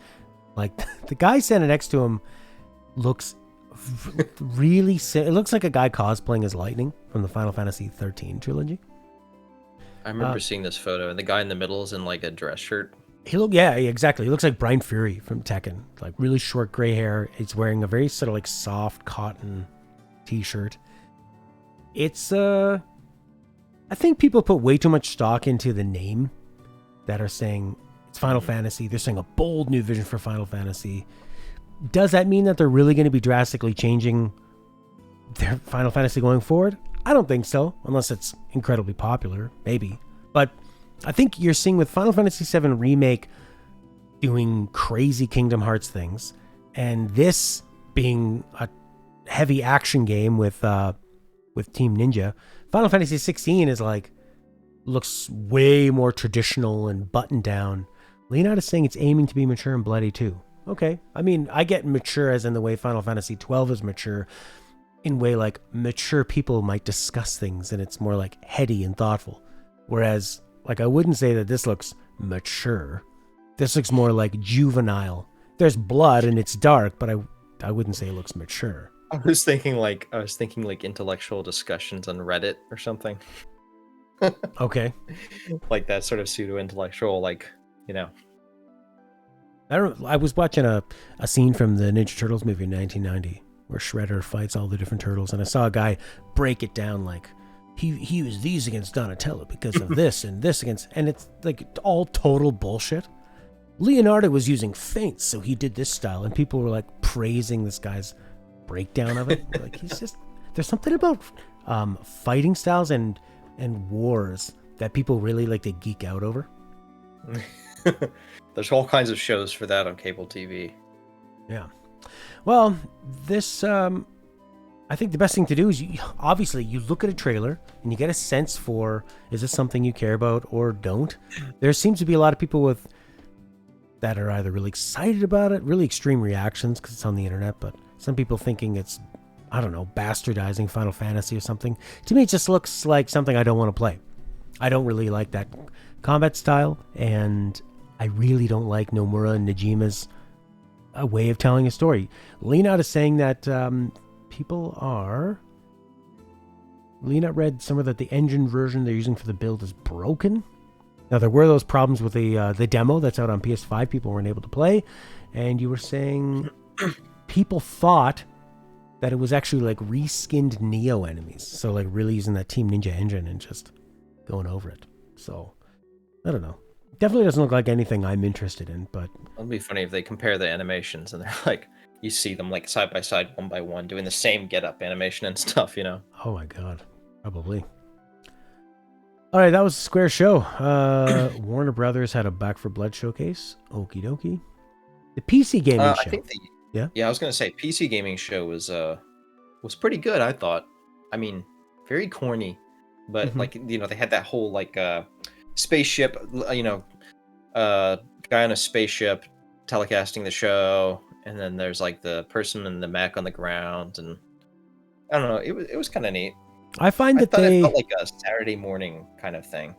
Yeah, they are very genuine with what they're doing. It felt like these are actual people that like games and that are pretty good at talking in front of a camera. Like the main host they have, he's not he didn't start off as one of those, right? Like he's some kind of Twitch gamer, streamer, Hearthstone player or something. And it just shows. Like, I don't find them cringy. I find them like corny in an endearing way. Yeah, I think they hit. I mean, there's plenty of people who would probably watch it and just sit there and say, yeah, that was pretty fun. Yeah, I enjoyed it. I was in on the joke. They won me over. They didn't really have a lot of stuff that wasn't at the other shows. I mean, they showed Orcs Must Die 3 coming out. I was going to say that there's that and the and Gigabash. I really thought Gigabash looked promising. Okay. It was like an overhead title, and you play as like these kaiju. You play as monsters. It's like playing Godzilla, right? Oh yeah, that's right. Yeah, it's a 4-player like a little party game, right? Mm-hmm. Yeah, I thought the top-down view could maybe hold it back. They got to find the right angle for that stuff to make it feel really exciting. It reminds me of the like King of the Monsters games that came out on Neo Geo, I think, those old arcade games. You play as sort of like not Godzilla, not King Kong, and not Mothra, and a giant beetle. Yeah. Could be pretty fun. Like a game. I'd want to play that with friends, That'd be pretty like a blast, I thought. It's really fast-paced for them being these giant monsters. A lot of buildings to be destroyed and chucked around at each other. It's kind of like 3D Smash with big monsters. Could be pretty fun. They need to get their act together as far as their website goes, though, because I was like trying to find a Steam page or any place where I could follow this stuff, and it just takes you to their website, and they have absolutely no way, it seems like, to be on any kind of mailing list or figure out where things are. Yeah, and it's not a very evocative name, too, Gigabash. I mean, Bash, sure. I guess Giga because they're huge. Gives it kind of like a silly feel. That has no release date at the moment, to be announced. There was Vampire the Masquerade Swan Song. So Vampire the Masquerade has had a bit of a resurgence. They're working on Masquerade Bloodlines 2. And now this Swan Song deal that I don't... It's Battle Royale or something, I think I saw. Oh, God. Let's see. I don't think that there's much here in terms of actual real gameplay. Some sexy vampires. Yeah. There's no gameplay in this trailer, so. I remember reading something about Battle Royale. I'm looking at the wrong trailer. Okay. From Big Bad Wolf Studio. Big Bat Wolf or Big Bad Wolf? Big Bad. Kind of prefer Big Bat Wolf. That would be much scarier. Wolf hanging upside down with some wings. Yeah, I don't really know much about it. I'm looking at some of the gameplay of them smacking each other around, and doesn't really have a lot of weight to the melee. I don't know. I mean, the Vampire the Masquerade Bloodlines, however that is, was known as a game with great story and some cool mechanics, but that had development problems and needed a lot more polish and became a big cult favorite. So it's cool that it's getting a sequel, and now they're branching out a bit with this game. I found something from last year that said the Vampire the Masquerade is getting a Battle Royale next year. That was from 2020. Okay. All right. So presumably that's what this is. Second half of 2021. No. This is going to be a narrative-driven single-player game. You control 3 vampires with different vampiric disciplines, switching between them over the course of the game. You customize them by choosing to upgrade their disciplines and character stats. So it's a action RPG single-player game. All right.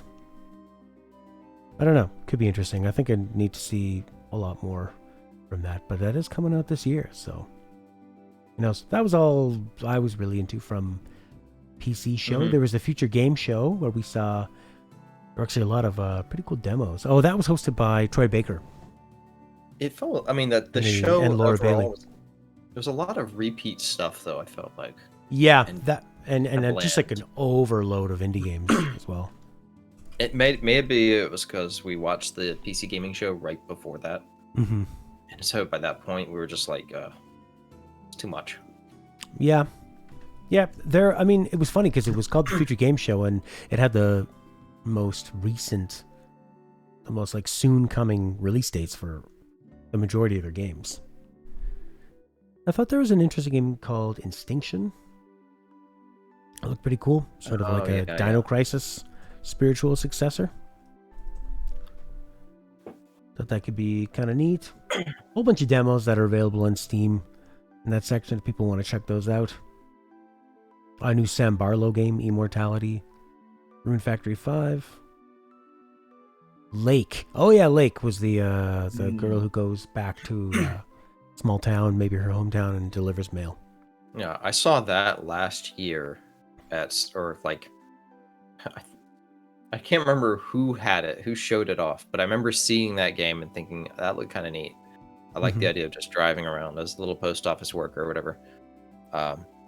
Yeah, it's nice to see it and all, but I mean, like, that was kind of, I didn't see much more than I already knew from going in previously. Yeah. I like the visual look of it too. It looked like it. I like the way the world was done and the sort of cinematography behind it. So, okay, let's take a little break and then we'll come back and talk about the last ones. What do you say? Seems good. Nintendo Direct, the main event.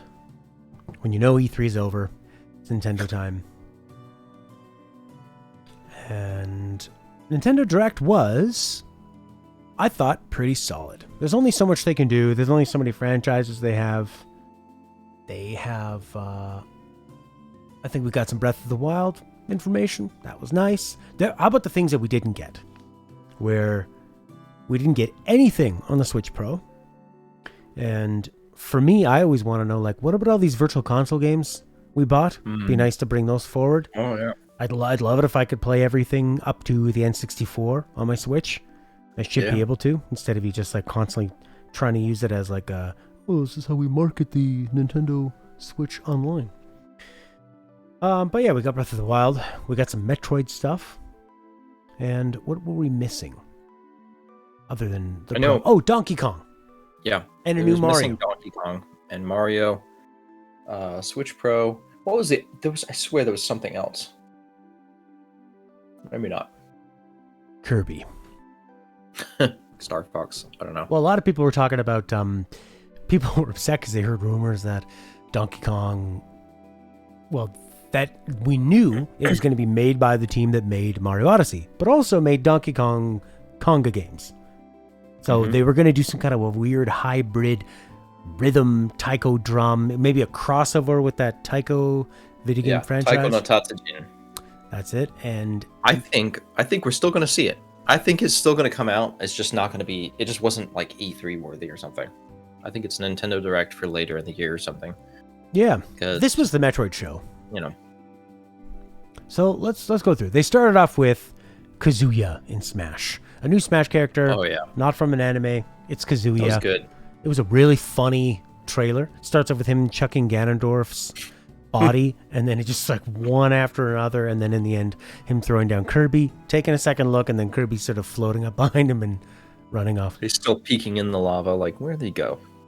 Yeah. Now, when I see Kazuya in Smash, it's not just him that makes me want to pick up Smash and play. It's more that when they detail those moves in this kind of like zoomed in and like the speed of it, I thought, wow, this looks really much more complex than I thought a Smash game would be. So it makes me more likely to want to pick up Smash. Yeah, I've heard the online multiplayer can be kind of laggy sometimes, though. Oh, and that's a killer for this game. Yeah. I don't know enough people who play it. Mm-hmm. That's the thing. You need to have friends for it, or be really into the competitive side of it. But a lot of Nintendo Switch multiplayer is probably done. I say, like, if you looked at the majority of people that play it, are doing it wirelessly. Like there's not a native Ethernet port on the Nintendo Switch dock. No, you have to use USB. Yeah, which is not ideal. I've tried it, and I didn't notice a huge difference. Actually, I don't even know if it worked. So no, you can get appreciably better download speeds. So if you're going to be downloading a digital title, it will go faster. Okay. If you use a USB adapter like that. Okay, so good for that kind of stuff. I mean, I find Nintendo Switch games are not all that big anyway. You know, you're not downloading an 80 gigabyte Call of Duty game onto there, so. It's worse on DS. I remember that, like, vividly. Sitting there with your DS, downloading a digital title, and you have that stupid little jingle thing as it dingles by. Oh, yeah. Yeah. And you're stuck looking at it. Those things could take, like, 30 minutes to download something. Oh, that's brutal. Those are tiny little games, too. Gross. Even on a fast connection, too. Yeah. Yeah, well, there's definitely, like, something else bottlenecking it. It's like with the PSN network. Even now, you're trying to download a game on PS5, and that's not how long it takes me to download 30 gigs. Storage is better now. Mm-hmm. I think it's just their server, too, that I think they throttle it. Life is Strange Remastered and the new Life is Strange game is coming to the Switch. And they look fine. They're not really super technically exactly powerhouse games, but it's a new game and a remaster of a big cult hit that I enjoyed. So it's coming to Switch. Great. If you it looked like almost like a. Was it like? I swear it looked like a whole new thing. There's the remaster, and then there was also like something next to it. It's like a whole like additional new story or some sort. Well, yeah. There's a new Life is Strange game coming out. That's the one where the girl has the power of empathy. I was thinking the art style is like cartoonish. Oh well, that was a strange, like, weird cartoon. I don't know. Maybe just to like bridge the gap of like it's coming to the Switch. Here's some kind of a comic, anime-ish something or other. It was quite strange. That really threw me off because when I first saw the beginning and heard the music and the lighting, I thought Life is Strange. Then the characters appeared, but they were in this comic book form. But then the actual trio. Yeah, there's a 3 girls sitting on the train.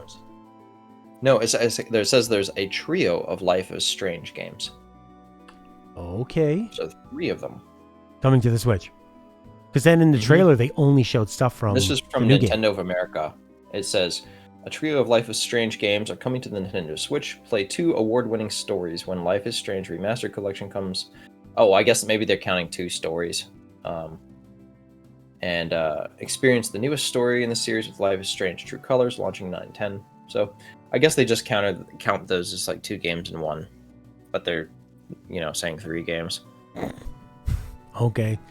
I thought it was like some kind of special like different art style, like some kind of little game for that. Yeah, it was really odd that they started with that. Also, in terms of big games coming to the Nintendo, Guardians of the Galaxy, I was pretty surprised to see this, as it's pretty modern-ish looking game. I mean, it's gonna be on PS4 and all those games, all those older platforms. But this is a nice big get for the Switch. The stuff that they showed in the trailer looked like it ran well. What was the date on that? When that's coming out? Guardians of the Galaxy on the Switch? For the Switch specifically. Is that next year? Is it later this year? I don't know. And actually, I'm watching the end of the trailer and I don't see any kind of a release date. No, I'm just wondering because they're talking about the possibility of a Switch Pro, inevitability of a Switch Pro, that it'd be more capable of handling that game if it coincided with the release of that kind of hardware. It's going to be a cloud version of the game. Oh, okay. And it's coming out October 26, 2021. All right. Again, I'm interested. How does cloud run when most people are using Wi-Fi? How much download speed do you need for that? Well, I don't know. I mean, I think it's more the latency that's going to be the killer, because latency having an impact on how delayed the game actually plays with your inputs. Yeah, absolutely. Okay. It's not so bad as long as it's not competitive multiplayer kind of game. Yeah, I mean, it's an action game too, but yeah, I guess not a big deal. I don't know. That's wouldn't hope big things. It's interesting. The cloud gaming on Switch is funny. It's just they don't seem to talk about it very much. Control comes out with cloud, and then you don't hear anything for a while. Guardians of the Galaxy on the cloud, and they didn't even mention it in the presentation. That's what it was. So they're oddly quiet about it. We saw more information on 2 Points Campus. I'm over that. There was a hand-painted side-scroller that I thought looked a little bit generic. And I didn't really like the way that the model sat in front of the background, so I wasn't super impressed with that. What I was impressed with, which is a shame because it's just a remaster of old games, is Super Monkey Ball Collection. Oh yeah, I love Super Monkey Ball. Yeah. I'm happy to get the Super Monkey Ball games together. Haven't played them for a long time. I would love to play them on the Switch because they're something you could pick up and play a stage, put down. I always remember getting very frustrated with them though, like because they have a limited number of lives. And I remember you getting, once you reset, you have to go like all the way back to the beginning. So it's this real like very, very old school game design. Almost. I mean, the first game came out in 2001, and it had that. Yeah, it was like arcade. Very arcadey. Yeah. So, that'd be cool if they had an arcade game where you actually get to hold a ball with a monkey in it and move it around. That's the Labo. They'll have like a whole new like cardboard monkey. I hope that they have some quality life stuff, like you say, where they just get rid of lives. Yeah. Have the original stages, but modernized. I don't want to have to do. Yeah, they're fairly. I mean, I want to say there's quite a few stages. I really don't want to have to like sit there and deal with that. That's too tedious for me. Yeah, I don't want to play the Dark Souls of monkey platform ball Oh, they physics probably games. have online, right? It's probably like online compatible. I don't think so. I hope it is. I hope they have that, and they just didn't say anything. But Mario Party Superstars is going to have online. It's going to have button controls as well. You can save mid-game when you're playing with your friends. You communicate with stickers. It actually looks really nice. I was trying to tell during it, like, whether that was a DLC pack for the original or if it's its own title. Yeah, I didn't know if it was sort of like grabbing all the old things. It has 100 minigames from across the series, so I don't know how much of it is new. Yeah. And the All-Stars in the title makes it seem like they're just going to package everything together. Just like moving other games as a platform. Instead of giving you access to the older ones, here is a nice glossy version of that franchise. Here's all the best bits from it. Kind of like the way Mario Kart Wii was, where it was a lot of the older stages and new ones, and that's how Mario Kart tends to do it. They have a lot of legacy content on their games. October 29th is Mario Party Superstars. Super Monkey Ball also this fall. Yeah, that looked pretty good. Yeah. And then, there's some smaller games too, like Just Dance. Well, you got Metroid. Yeah. I was kind of just leaving that for later. Because the smaller ones, Cruise and Blast, a Dragon Ball game. Monster Hunter Stories 2, Wings of Ruin, July 9th. So many Monster Hunter games coming out. A Danganronpa game. Fatal Frame, Made in Blackwater. These are all the ones that I really wasn't all that interested in. I thought... That's like the typical Nintendo thing where they'll have like a lot of these little random miscellaneous titles that they just sort of like cram in there and they get through them like that. Exactly how I want to talk about them now. I mean, the big ones being the 2 Metroids, WarioWare, but just to kind of knock off all the mid ones, the middle of the pack stuff. Doom Eternal Part 1 DLC, sure. If you want to play Doom on a Switch, if you really must play it on the go. I've heard it plays well. Strangely, Doom 2016. I feel like I read that somewhere. I don't mind dynamic resolution jacking way down, but I would want it to be like preferably locked at 60 or real locked at 30. But the game would just feel weird to not be smooth, you know. I don't think it plays 60 FPS well. It probably is locked at 30. They talked a bit more about Mario Rabbids Sparks of Hope, Advance Wars 1 and 2. Getting a remake? Remake, yeah. I'm kind of interested in that. Like, I mean, I'd like it for the nostalgia and how cool it was, but I feel like anybody who's actually played through that, I don't really know that there's much of a reason to pick it back up again. Yeah, unless you just want to see it on a bigger screen, but... Yeah. Okay, well, let's get into the bigger ones. Actually, one more we got to knock off our list. Shin Megami Tensei 5, coming out November 12th, exclusive to the Switch. You can pre-order it June 21st. I have no idea about these games. I loved Persona 4. I didn't mind Persona 5. This was described in our chat as Shin Megami Tensei is games about despair and Persona is about hope. This is the dark side of the coin, the dark side of the moon in the Shin Megami Tensei and Persona universe. I do find it funny how emphatic they were talking about some of the mechanics, because it was like, you exploit enemy weaknesses, like, we've seen that before. Like, enemies can be weak to elements and stuff. You could replace everything they said with, it's a JRPG. It's a JRPG. Yeah, exactly. They said, like, they shouted out command-based combat. Yeah. No shit. It's long. Side quests. I like the whole demon angel thing was never super appealing to me. I like how Persona was relatable. I liked hanging out with the characters and that kind of stuff. Whereas Shin Megami Tensei felt more generic. But there are huge fans of this game, so this is really exciting for them. And I hope it's awesome. Looks like they took the time. I think the number 4 came on like 2013, so they've had a long time to make a good one, and looks like it's smooth and looks nice. So, all right, let's get to probably the star of the show, Metroid 5.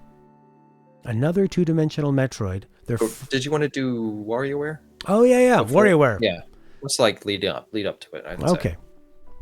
Yeah, so WarioWare. I love WarioWare games. Oh and this one is going to be, they're going to introduce the ability to play with multiple people. So you can have two people controlling a minigame at one time. The game is called WarioWare Get It Together.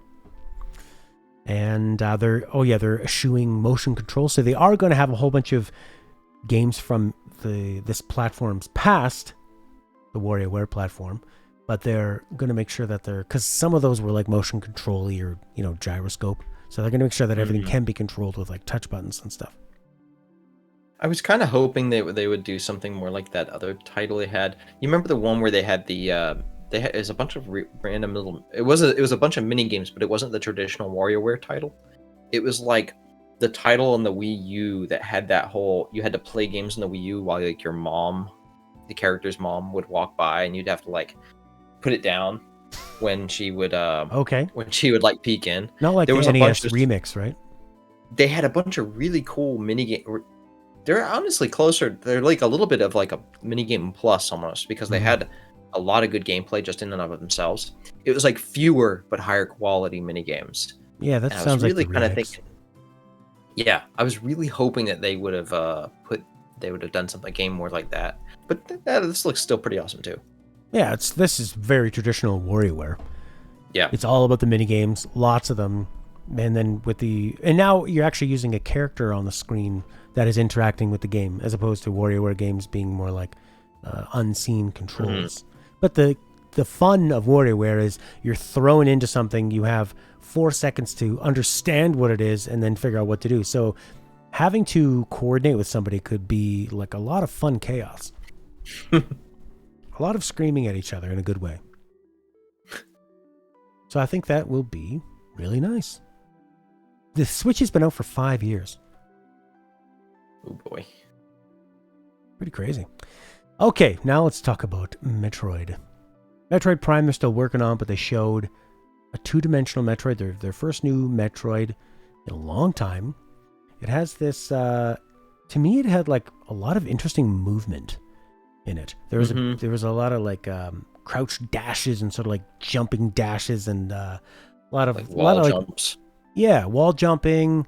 There was a melee counter where it sort of zoomed in on the enemy and gave you a different perspective, and you'd counter and then stun it. Yeah, it looked more like a Castlevania game than a Metroid. So. Oh, but also the comment I remember we both kind of thought when we were watching the video was that it does almost look a little bit like it's made using whatever they use for Smash Bros. Okay. Yeah. Because it like a lot of the way the distance of the camera is from the player, the way it zooms in with that counter mechanic, and just some of the combat and the jumping, it just really reminds me of that. I don't know if there's some kind of connection there, if like they actually had some kind of like code reuse and they were able to repurpose their engine. But I swear it looked a lot like Smash to me. Yeah, Smash Brothers Adventure in space.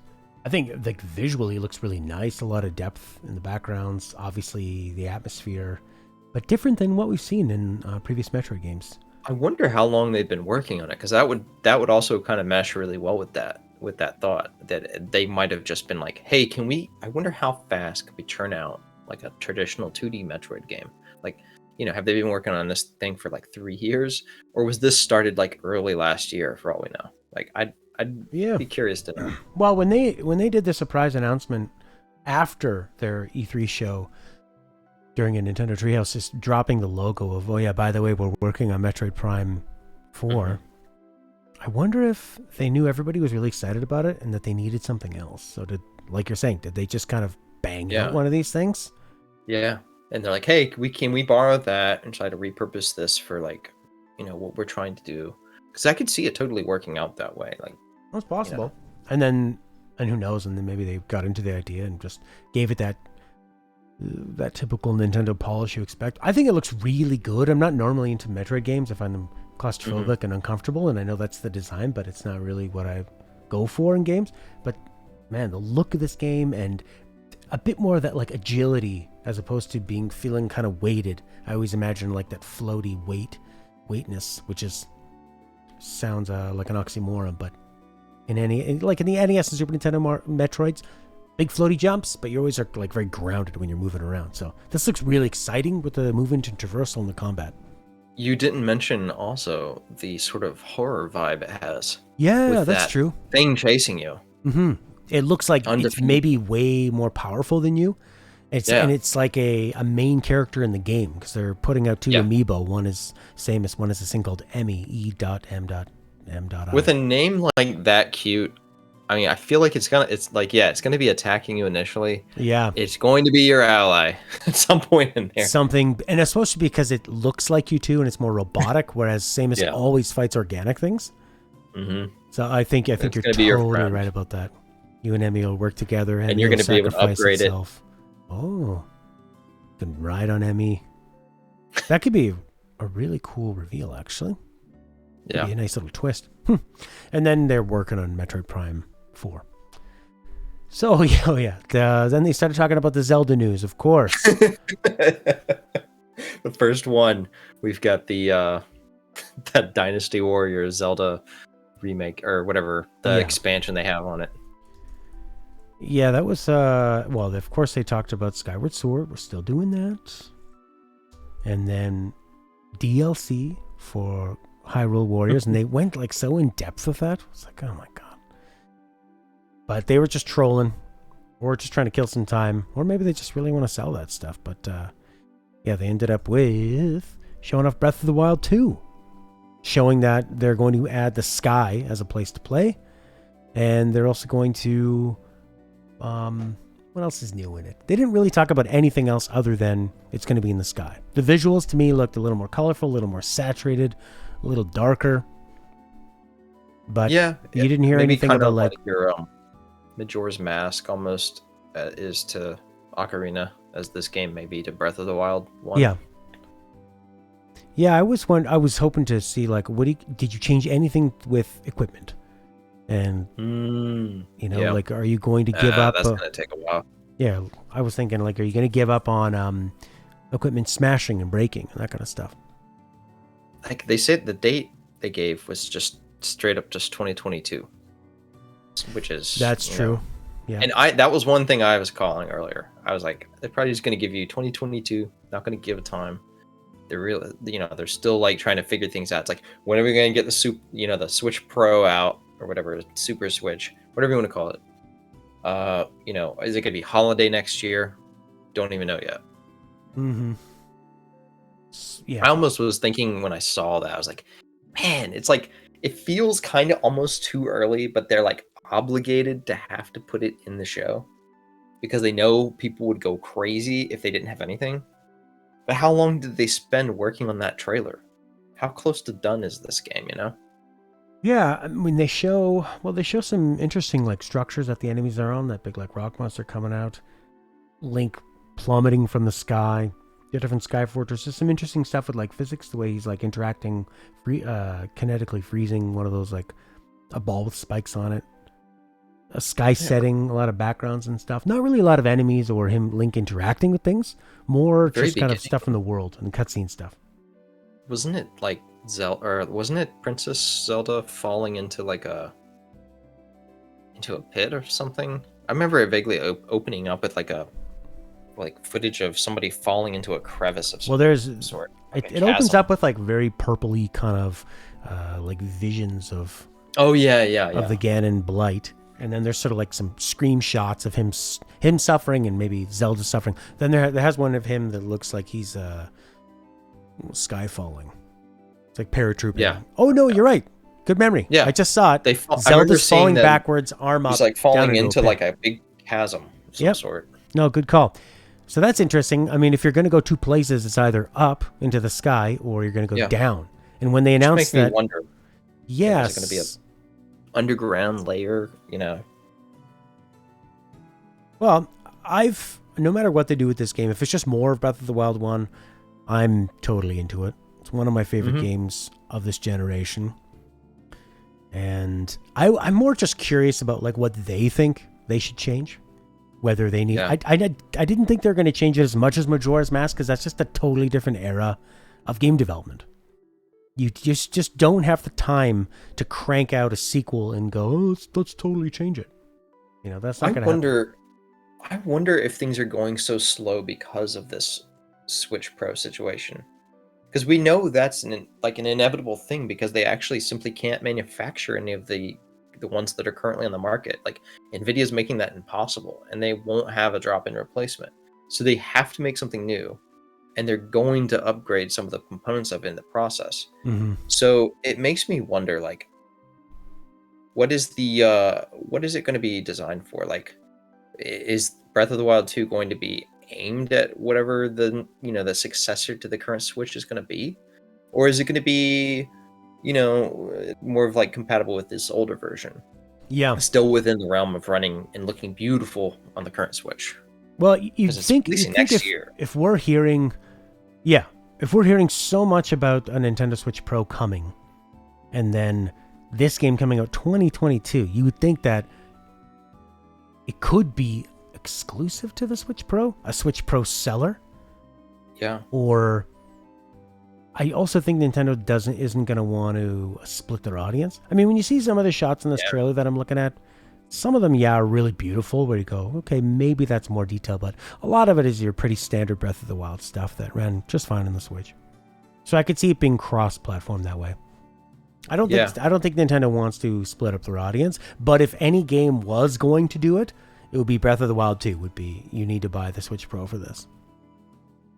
Yeah, I think we just got to wait and see on that. I don't know what to expect, honestly. I do have the suspicion, though, that maybe that was why we haven't seen as much progress on it. And I feel like I saw a rumor that it went back into development at some point. And if it did, then I wouldn't be surprised if it's like, oh yeah, so we want to be able to like have some kind of additional extra features for, whatever's coming out later. Yeah. All right. Well, that was most of E3. Welcome, Matty Owen. Matt's asking who won E3. For me, it was Games Pass. I came away thinking, I'm definitely going to get an Xbox because of Games Pass. There's enough interesting games out there, and there's a huge value to be able to sample a lot of them and fill out. I mean, with Nintendo, it was maybe there's nothing new that I felt like I was going to play. A new Mario Party. Oh, like, Super Monkey Ball, little things like that. Mm-hmm. Jeff Keighley, I think, further cemented himself and as like, I think he gave gamers what they were looking for, even if he didn't have the goods to back it up. He's like, here's people know. Here's something funny. Here's a funny like Kojima trailer. So I don't know who. For me, it would be Games Pass. I think that they did a really, really good job. What do you think? Yeah, Microsoft. That was best for me. Their whole like the combined show was just like they had so many of the games I wanted to see. Yeah, I mean they really did have a killer show. They had the new Arcane game with Deathloop just around the corner. I didn't think that they'd have so much to show, even though they didn't have gameplay, but even just like characters and a world and a cutscene to show. Did Psychonauts 2 show up? I can't remember if that was in Microsoft's. I guess it was all over the place. But yeah, Psychonauts 2. Psychonauts 2 looks really nice. Yeah. Oh, and Arcane got me hyped up for that mystery vampire game. Okay. Redfall. I'm interested in the concept. Like it was enough to make me think, okay, I want to know more about this thing. Oh, there was one thing you said there was one thing you forgot that wasn't at the Nintendo show. Splatoon 3. Anything? That's it. Oh, you finally got it. That's what I knew there was something. Yeah, I'm surprised we didn't see any Splatoon 3. Yeah, especially because we saw a little bit of it last. The last thing they did, they had like, it was like that trailing sequence where they showed the characters like walking around in like the desert sort of region. Mm-hmm. I thought for sure we'd see something else about that. So something's happened with that. Getting a little bit hung up from COVID stuff or something. Who knows? Yeah, I could see that. Game of the show, Matt's asking. I mean, if Breath of the Wild is one of my favorite games ever, it's by definition, it's my game of the show. I don't know if it was the one that raised... I'm trying to think of like what game shown here raised its stock the most with me. Because Breath of the Wild 2 is already, I'm down. Yeah. You also have to consider like Atomic Heart, I'll say. It was the biggest surprise for me. Games without actual gameplay in the in the reveal, like, because I would have to say Redfall got me pretty excited, but there was also absolutely no gameplay. So I feel like my opinion could change. You know what? I'll change mine. Sable's what got me, even though I saw that ahead of time. Okay. All right, so Atomic Heart for me, and Sable for you. And let me have a look at Sable here. And there are a few indie games that snuck through that really made me want to play them. All right, Sable has the Mobius, the Banner Saga animation. All right. I guess we'll see you next year. Bye.